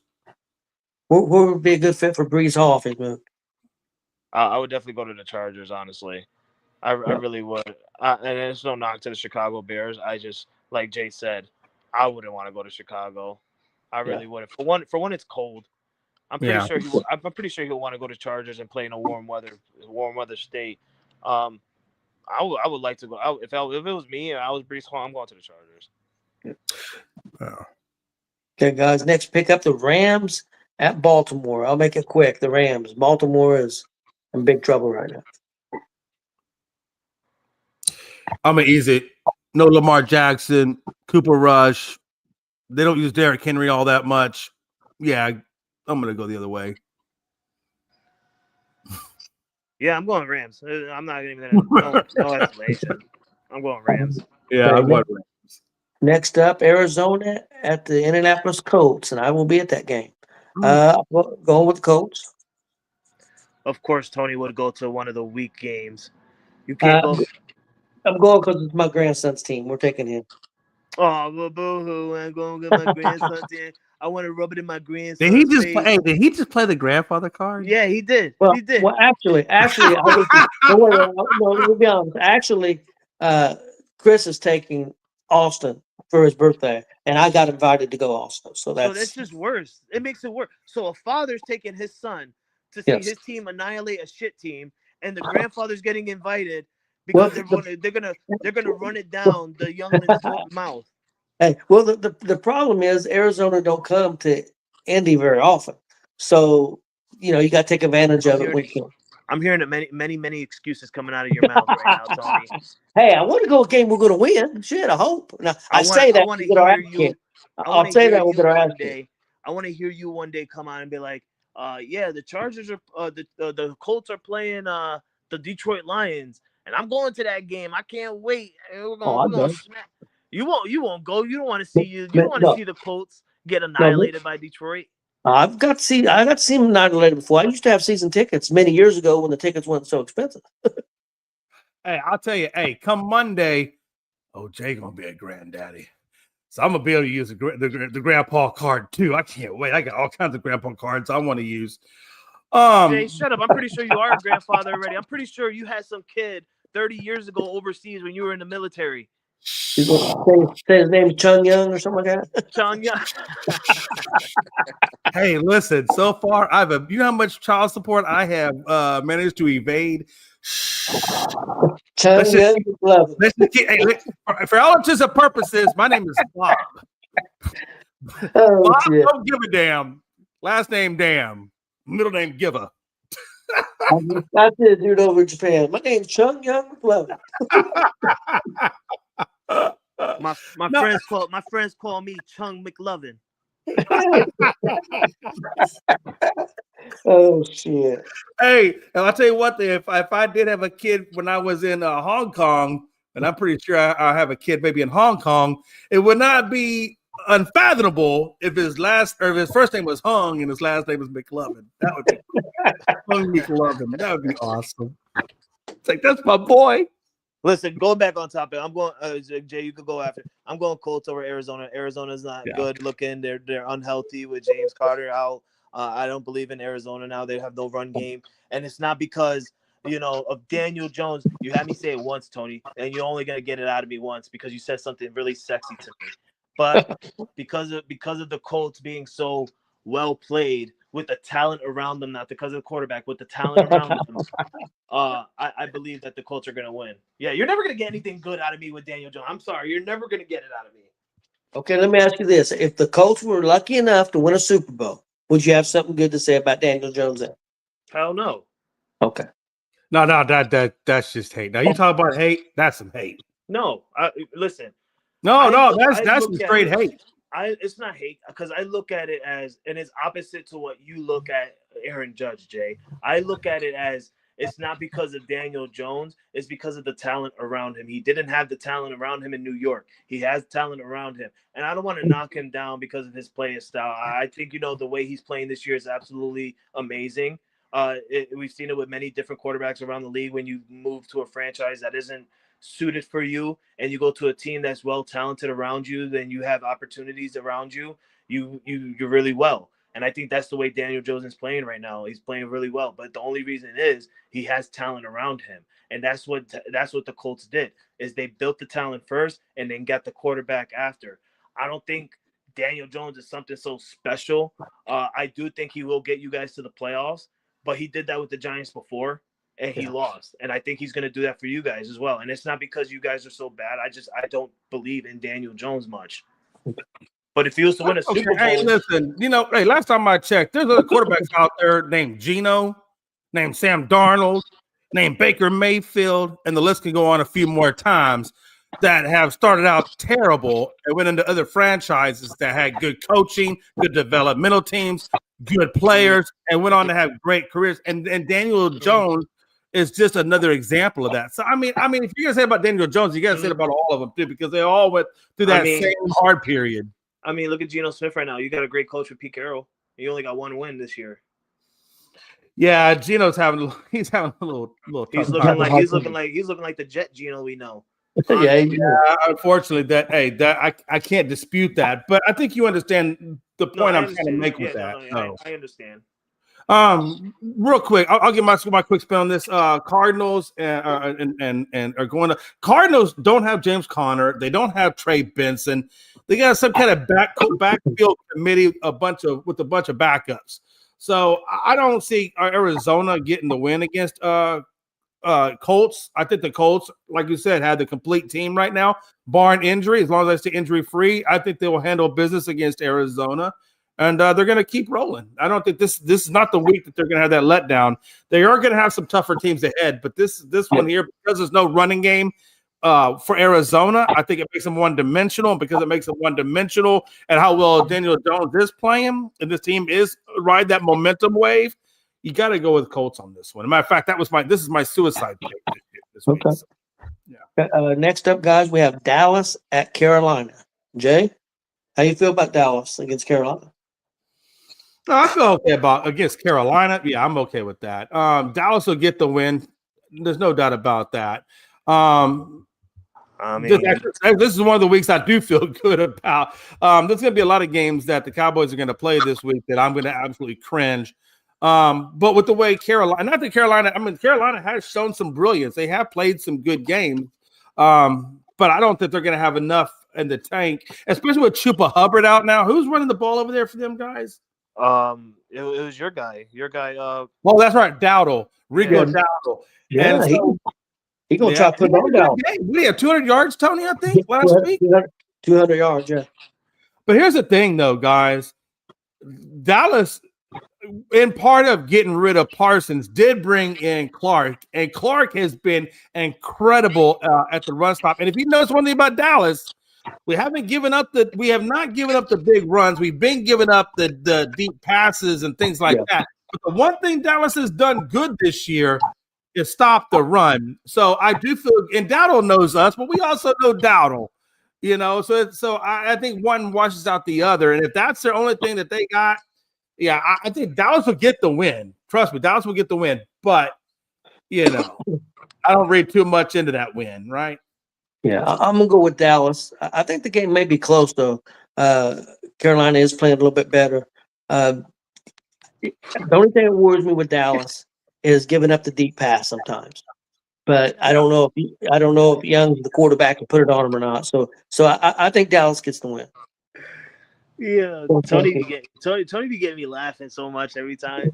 He's like, I think it's gonna be close. Jay, this is so fun. I think it's gonna be close because Carolina's been playing well lately. Playing better. Didn't say well. How are they playing better, Tony? Because they did a comeback against one of the dumpster fire teams in the Miami Dolphins last week. It's the Miami Dolphins. Anyone can come back and beat the Dolphins. That's true. That's fair. Listen, Dowdle had a good game last week. Amazing. I think he'll keep it up. I'm not gonna pick the Panthers though. Obviously, I'm gonna go with the Cowboys on this one. I absolutely feel like it's gonna be a blowout because this is two different things. That for one, Dallas is not Miami. So if Dallas is gonna have a lead, they're gonna keep that lead. And two, I absolutely think that the Dallas defense is going to attack what's his name? Bryce Young really bad. I think he's gonna get hit a lot against Dallas defense. Yeah, give me Dallas on this one. Hey, real quick, just so you do know, Dowdle came out and said Panthers running back Rico Dowdle says Cowboys 32nd ranked defense better buckle up on Sunday. Okay. Point taken, Rico. Point taken. Game, set, and match on Sunday. Let's go. Next up, New England at New Orleans. I got to go with New England. I don't think New Orleans has got enough to stay with New England. Frankie? Why do you even have to come to me? Look at my picture. Look at my name. Look at my hashtag. Patriots all the way, baby. We smoking these things. We're going to show the Giants how you actually beat Spencer Rattler. Congratulations on your first ever career win, but that's probably going to be your only career win. New England going for a blowout, baby, especially with the high rider just beating Buffalo. Let's go New England. Of course, Joe, being one of the freaking Texas haters that I always point out, of course you'll go with the Saints. But Jay is a different type of Texan, and I know where Jay's going to go. So go ahead, Jay. Yeah, I'm going to. First of all, I want to just tell Billy Buzz. He said Dak still must go. You know, Billy, we're giving Dak a lot of issues, but at the same time, the man has thrown for roughly 1,400 yards, 10 touchdowns, and only 3 interceptions. Is that really bad? I don't think he has to go. I think other things in the team need to change. For example, if you want to say who's got to go, and you want to put that all in capital letters, put Jerry Jones must go. That'd be great. I like you, Billy. I just want to point that out. And he said, I still got the Saints. No, Frankie, to answer your question, yeah, I'm not going with the Saints. They don't even have a damn quarterback. They're playing Spencer Rattler because that's all that they have. And Drake May is doing well. Josh McDaniels is doing Josh McDaniels-like things. He did it for Brady. He's done it for Mac Brown, and he's certainly doing it for Drake May. And I think you got to start putting some faith in the offensive coordinator abilities of Josh McDaniels, because he's turning out nothing but good products. And for that reason, because the Saints don't have a damn quarterback to save their life, I'm going to go with I hate to say it, but I'm going to go with the Patriots. Okay. Next up, Cleveland at Pittsburgh. I thought about going with Cleveland here because of the defense, but I think Pittsburgh will put a lot of pressure on the rookie quarterback. I'm gonna go with Pittsburgh because it's at home. Frankie?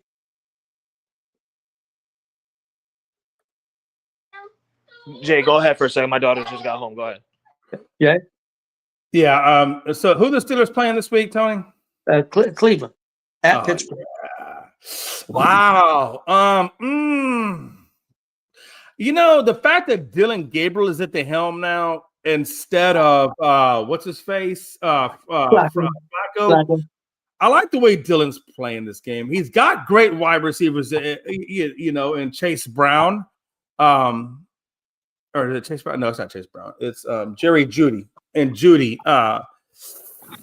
But I don't, and Judkins is coming good, and Fannin is not doing bad. But I'm gonna roll with this one on the Steelers. I think that defense and Metcalf are just gonna be a little bit too much for Cleveland. But I am curious to see how Dylan Gabriel plays against that Steelers defense, especially with TJ Watt. There to pressure. Yeah, that should be a good game. Yep. I don't know if Frankie's back yet or not. Yeah, I'm back. Okay. What do you think, Cleveland at Pittsburgh? Damn, I really hope Cleveland wins. Honestly, I really do.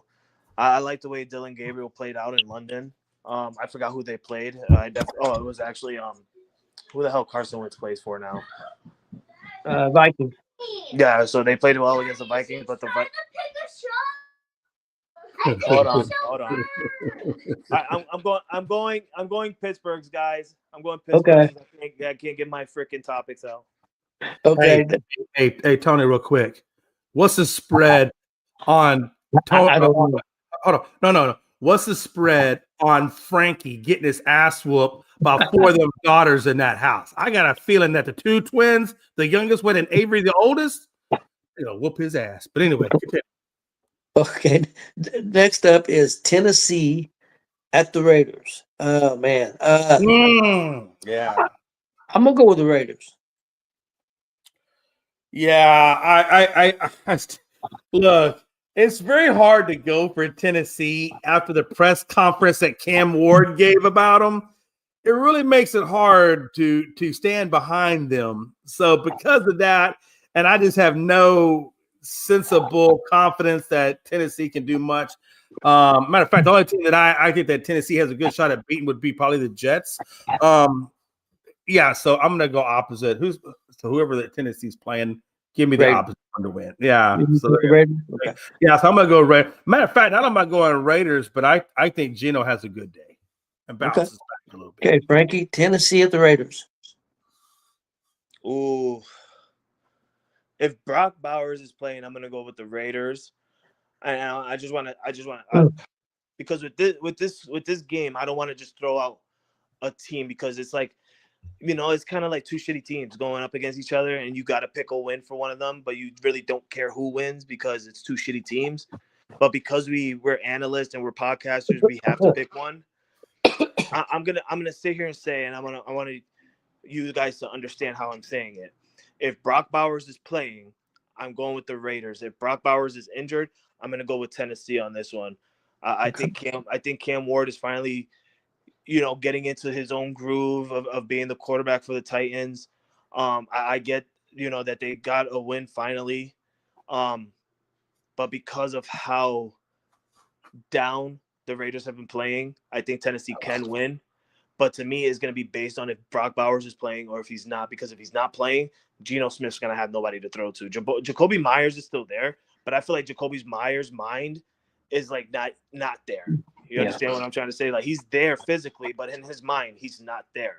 So I feel like Geno Smith's going to have trouble finding people to throw to if Brock Bowers isn't playing. So if he's there, Raiders. If he's not there, Titans. Okay. Next up, this should be a good game. San Francisco at Tampa Bay. It's going to be a good one. It could go either way. I'll just take Tampa Bay because they're at home. Jay? Yeah, I really like this Tampa team, man. I think this Tampa team is developing the mentality of Baker Mayfield, just the way they're playing, the way they carry themselves. I mean, granted, there is no Evans, there is no Godwin, No, And Godwin there is is no playing. Bucky Irving. Godwin is Godwin's playing. News came out that Godwin's going to play. He is going to play. Okay. Who is the back? Who's the running back? Obviously, Bucky Irving's not playing, so who's running the ball? I'm not sure. I'm not sure neither. Yeah, I'm not 100% sure either. But you know what? Because I feel like they don't have a run game, a solid run game, I'm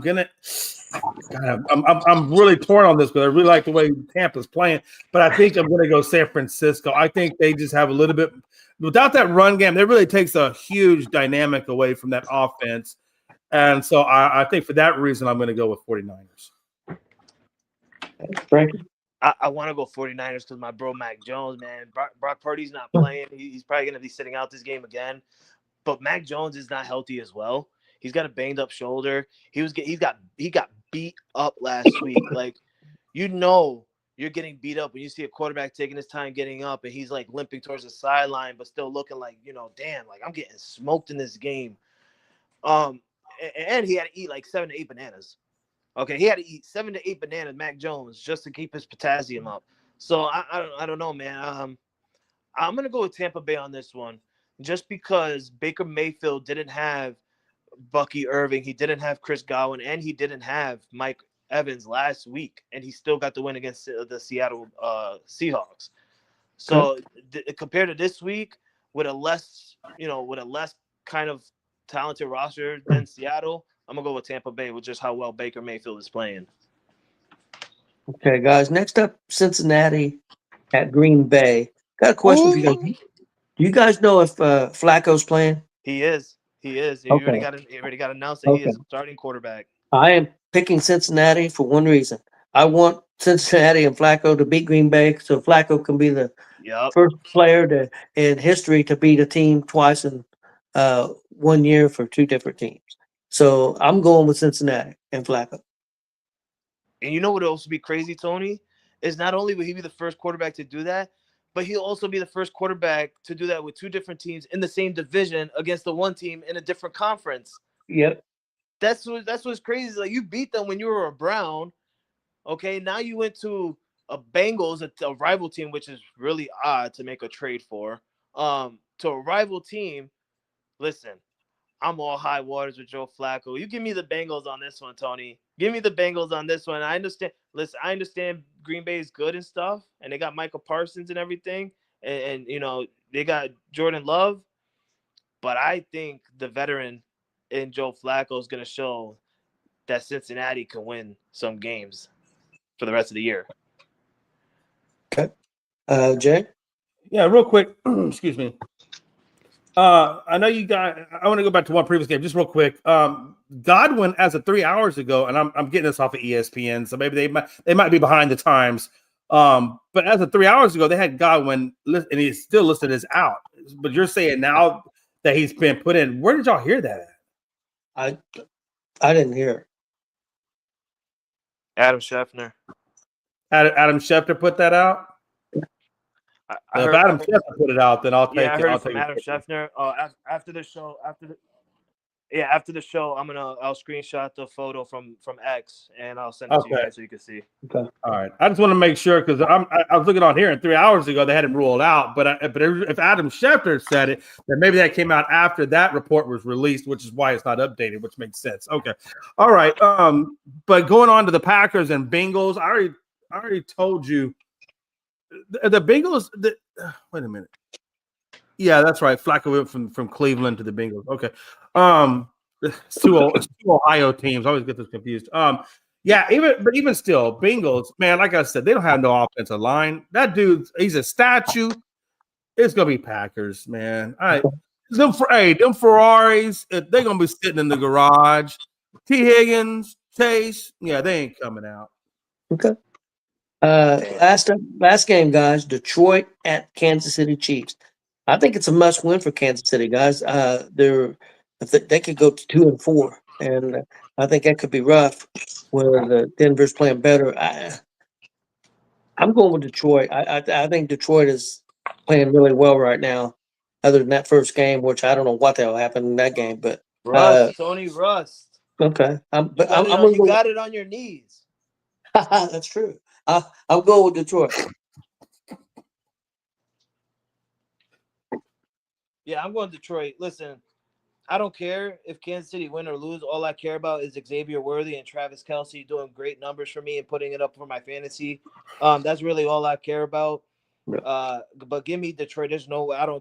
There's no way I think Kansas City, with that trash defense that they're showing, can win against red hot Jared Goff and how he's playing with this offense. Oh, I also got Amar St. Brown. Damn, baby, damn. Yeah. I hope this Yeah. defense let him run all over him. Give him the ball, Jared Goff. Give me the Browns. I'm sorry. Give me the Lions. Give me the Lions. I'm sorry. I got excited with my fantasy for a minute because I'm on a 4-game winning streak and I'm 4-1. I want to keep it going. Give me that belt, baby. Give me that belt, Glenn. You're in the bottom, baby. You might not even make the playoffs. Okay, Jay. 4-1 at Frankie. Man. What happened? What? Yeah. Yes. I said, do you know what else you're 4-1 at? We'll talk about that after the show. Sure, no problem. I will get with you after the show. But in the meantime, this Detroit game, Kansas City is in a world of discombobulation. I think Patrick Mahomes kind of knows a little bit, but everybody else seems to be playing on some different sheet of music. I think they're all dialed out. None of them are dialed into this team whatsoever. Matter of fact, I think most of the team is on the forward while the rest of the team is in the middle, and Patrick Mahomes is at the ending. If they're reading a book, I mean, it's ridiculous. And the fact that Detroit got off to a slow start, which we knew was going to happen. A lot of teams are going to get off to a slow start that first week. But after you see it that first week, they're good to go. And I think because they have it figured out, because this team has all the momentum, and because they are in the same or going in the same direction as each other, Detroit's going to take this game handily. Yeah, I agree. Okay, guys, that's all I've got. You guys got anything else? Yeah, I think Kansas City's also going to lose because Travis Kelce's worried about what he's going to wear for his wedding. He's probably worried about if he should pick Patrick Mahomes as his best man or Jason Kelce. I don't know what's going on, but don't worry about your wedding, sir. Worry about getting some points for me on that football field like you did last week. And the wedding will come to you, man. Congratulations. I can't wait to see how beautiful you're going to look next to Taylor Swift. And I say beautiful because we all know Taylor Swift's going to pick out the outfits for Travis Kelce. We all know that. But, Travis, get your head out of your ass, man. Get your head out of your ass and become the tight end that Patrick Mahomes signed up to team with. It's pissing me off, Travis, because I freaking went out and I drafted for you thinking you were going to go ape shit this year because you were upset with how you played last year. And yet you're continuing playing this year the way you ended last year. Get your head out of your ass. Stop worrying about who you're getting married to. She don't care right now. You shouldn't care right now. Worry about that shit when your career is done. Give me some points. Yeah. I just want to talk about two things. The first thing I wanted to talk about was Lane Johnson for the Eagles defense, right tackle Lane Johnson. Even he is saying that he feels that the way the Eagles play card is going is predictable and that they want it to change. So the whole team on that offense for the Eagles is noticing things. So I'm curious to see how that all unfolds. You know, I mean, you got wide receivers talking about stuff. Now you got linemen talking about stuff. So clearly there is a dysfunction within that Eagles organization, especially in the offense. We know obviously the defense, but right now we're seeing that offense talking about most of it. So I am curious to see where they goes. But real quick, so Frankie and Tony, how much of an issue is it when Lane Johnson, the tackle on the offensive line, is saying, "Hey, I'm sick of this predictable attack"? I wonder what he means by predictable, because before they always ran the football, so now they're not running the football. So I'm not sure. I'm not saying he's wrong. I'm just wondering why he thinks it's so predictable. I think what he's saying. So to put him in correctly, he said the loss to the Giants was to be less predictable. And I think so he goes on to say that They focused Johnson was focused primarily on the ground attack. Philadelphia ended the game ranked 26 in rushing with 95 yards, and they finished second in that category at 24 at 179.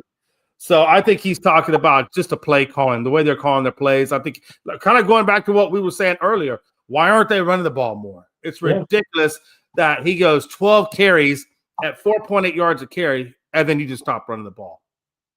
If I'm the offensive, talking about. If I was the offensive coordinator and I had Barkley and I was only running 12 times a game, I would fire myself. Yeah. Yeah.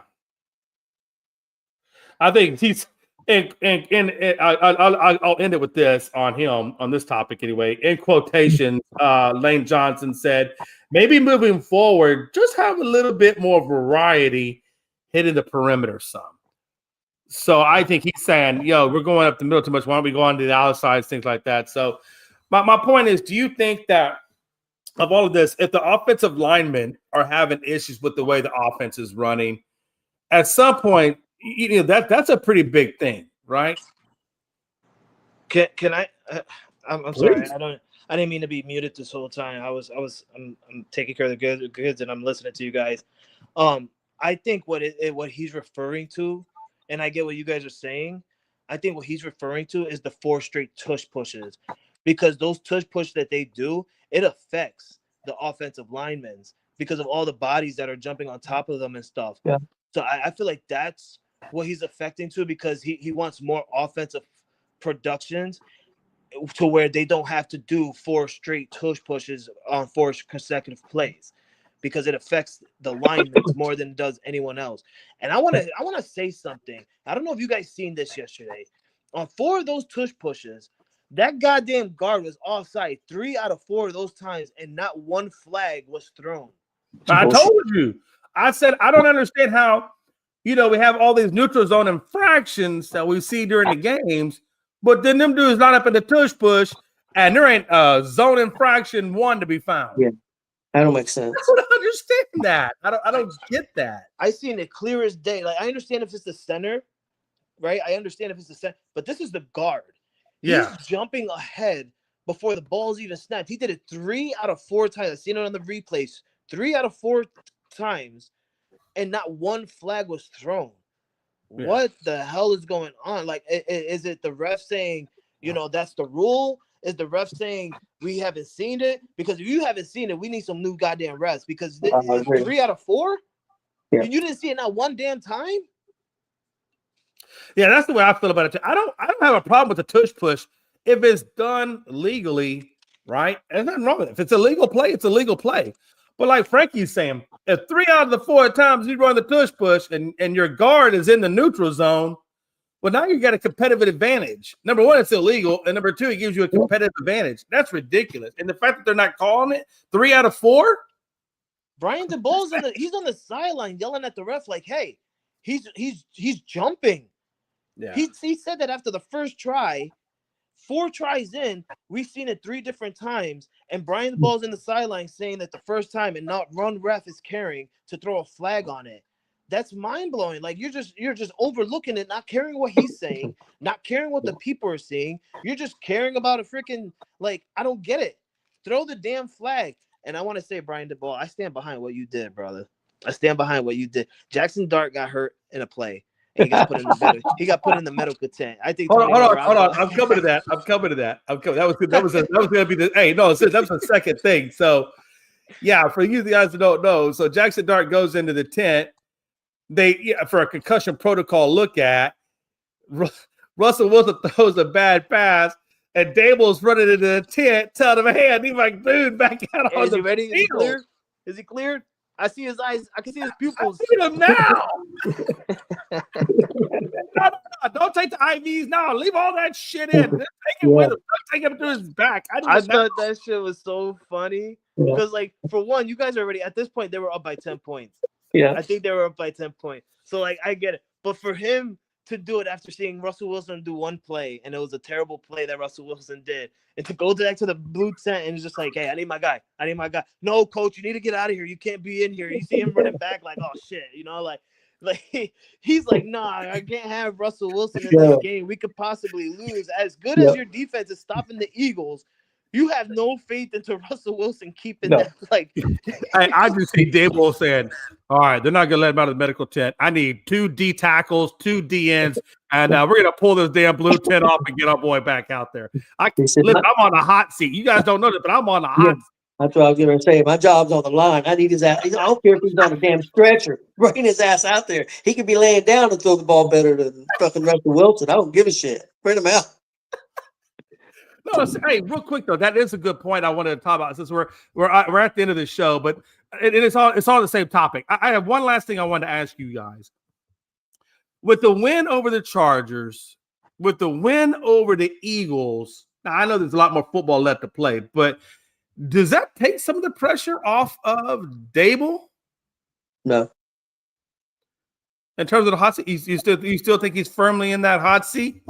I think he's. I think he's. I mean, it's helping some, but I mean, if they still lose 12 games, that's not going to help. I mean, I think he's got to win 7 or 8 games to have a chance to keep his job. That's just my opinion. Whether that's fair or not, he's got a rookie quarterback. But I think, I think he still could be in some trouble. Frankie? Yeah, I don't think. I think he'll still be in the hot seat. And my reason is because the GM better be freaking smart enough to look at it the way we look at it. Is you got a lucky win yesterday over an unhealthy Eagle defense, and an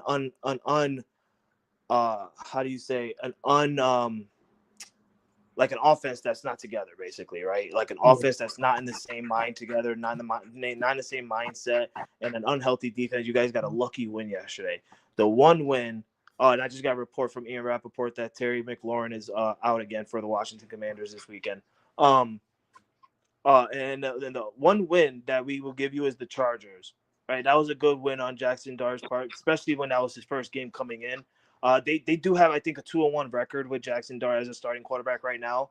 But like what Tony said, if you continue this high roll with Jackson Dart and winning more games, I do believe that it knocks it off a little bit. But you got to win games, bro. Like, you can't win 5 games, 6 games. Like, you got to win some games. At least put it into the owner and the GM's mindset of, we're probably one piece away from fixing this up.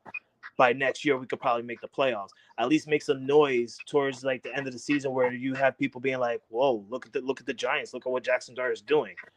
Last night was a good win on their part. It was lucky, but we got to see more out of it. Until then, I think Brian Daboll will still be on the hot seat. If they win games, I think the reason that he may get off the hot seat won't be as much as Dart as it could be Skittable or whatever his damn name is.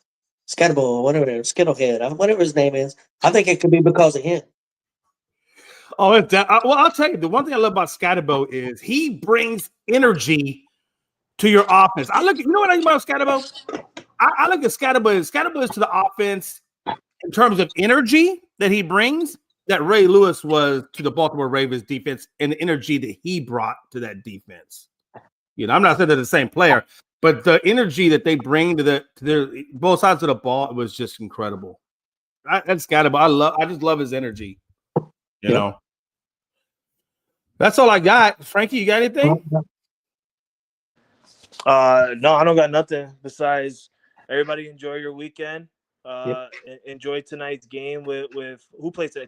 The Tigers and the Mariners. Enjoy that game. Other than that, I really don't got nothing besides go Bama for tomorrow and let's go Pats for Sunday. I mean, it's a good weekend. Basketball coming up, guys. LeBron James out 3 to 4 weeks to start the season for the Lakers. So now I get to, for the first 3 to 4 weeks, get to see how this team is going to run with Luka at the helm, because it shows for the future that this is Luka's team now. Other than that, I don't really got nothing, Thank you guys for watching. Hit that like and subscribe button. Don't forget to check out Gonzo Sports Room, ESPN, everything above on all social media platforms. If you guys don't know much about injuries or anything like that for your teams, check us out X. I'm always on X to post stuff for injuries related or trade details or anything like that. Then don't forget to hit us up on TikTok. Logan does a great job over there on TikTok, and don't forget, I think we are doing an evening show tonight, if I'm not mistaken, Jay. That we are. Go ahead, you could go ahead and tell people about that. Other than that, I got nothing. Enjoy the weekend, and I love you guys. Except for Jay. Fuck the Astros. No, when he says except Jay, that means I had the most love because that's how me and Frank's relationship works.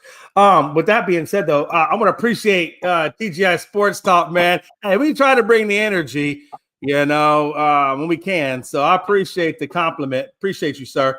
And yeah, just like Frankie said, make sure you hit that like and subscribe button on not only Gonzo Sports Room's YouTube page, but also on Elite Sports and Entertainment Network, ESEN's YouTube page. You guys don't understand. It don't cost nothing to hit a subscribe button. Turn off the notifications. You'll never hear from us. But that subscribe button, as easy as a click is, really does mean a lot for us and what we do. And it really is a huge thing for us. So please give us a like and subscribe on both of those pages I just mentioned. And we can't tell you how much we appreciate you being here, regardless whether you hit the button or not. We still appreciate everybody that comes and stops by and talks with us. With that being said, like Frankie did say, tonight on the recap, we will be hitting some of these highlights as well as talking about the Seattle Mariners game that will be going on by then. And you don't want to miss it. It's always a good time on the recap. And we'll be talking a little bit of football and probably football, a little bit of baseball, a little bit of college. It won't be long, 30, 45 minutes. So check us out of the evening recap. And until next time, it's your boy, Jay McLovin, and Tony Gonzalez, and Frankie C, and Gonzo will be on the evening show. So if you missed him today, you'll catch him tonight. Y'all be good. We out.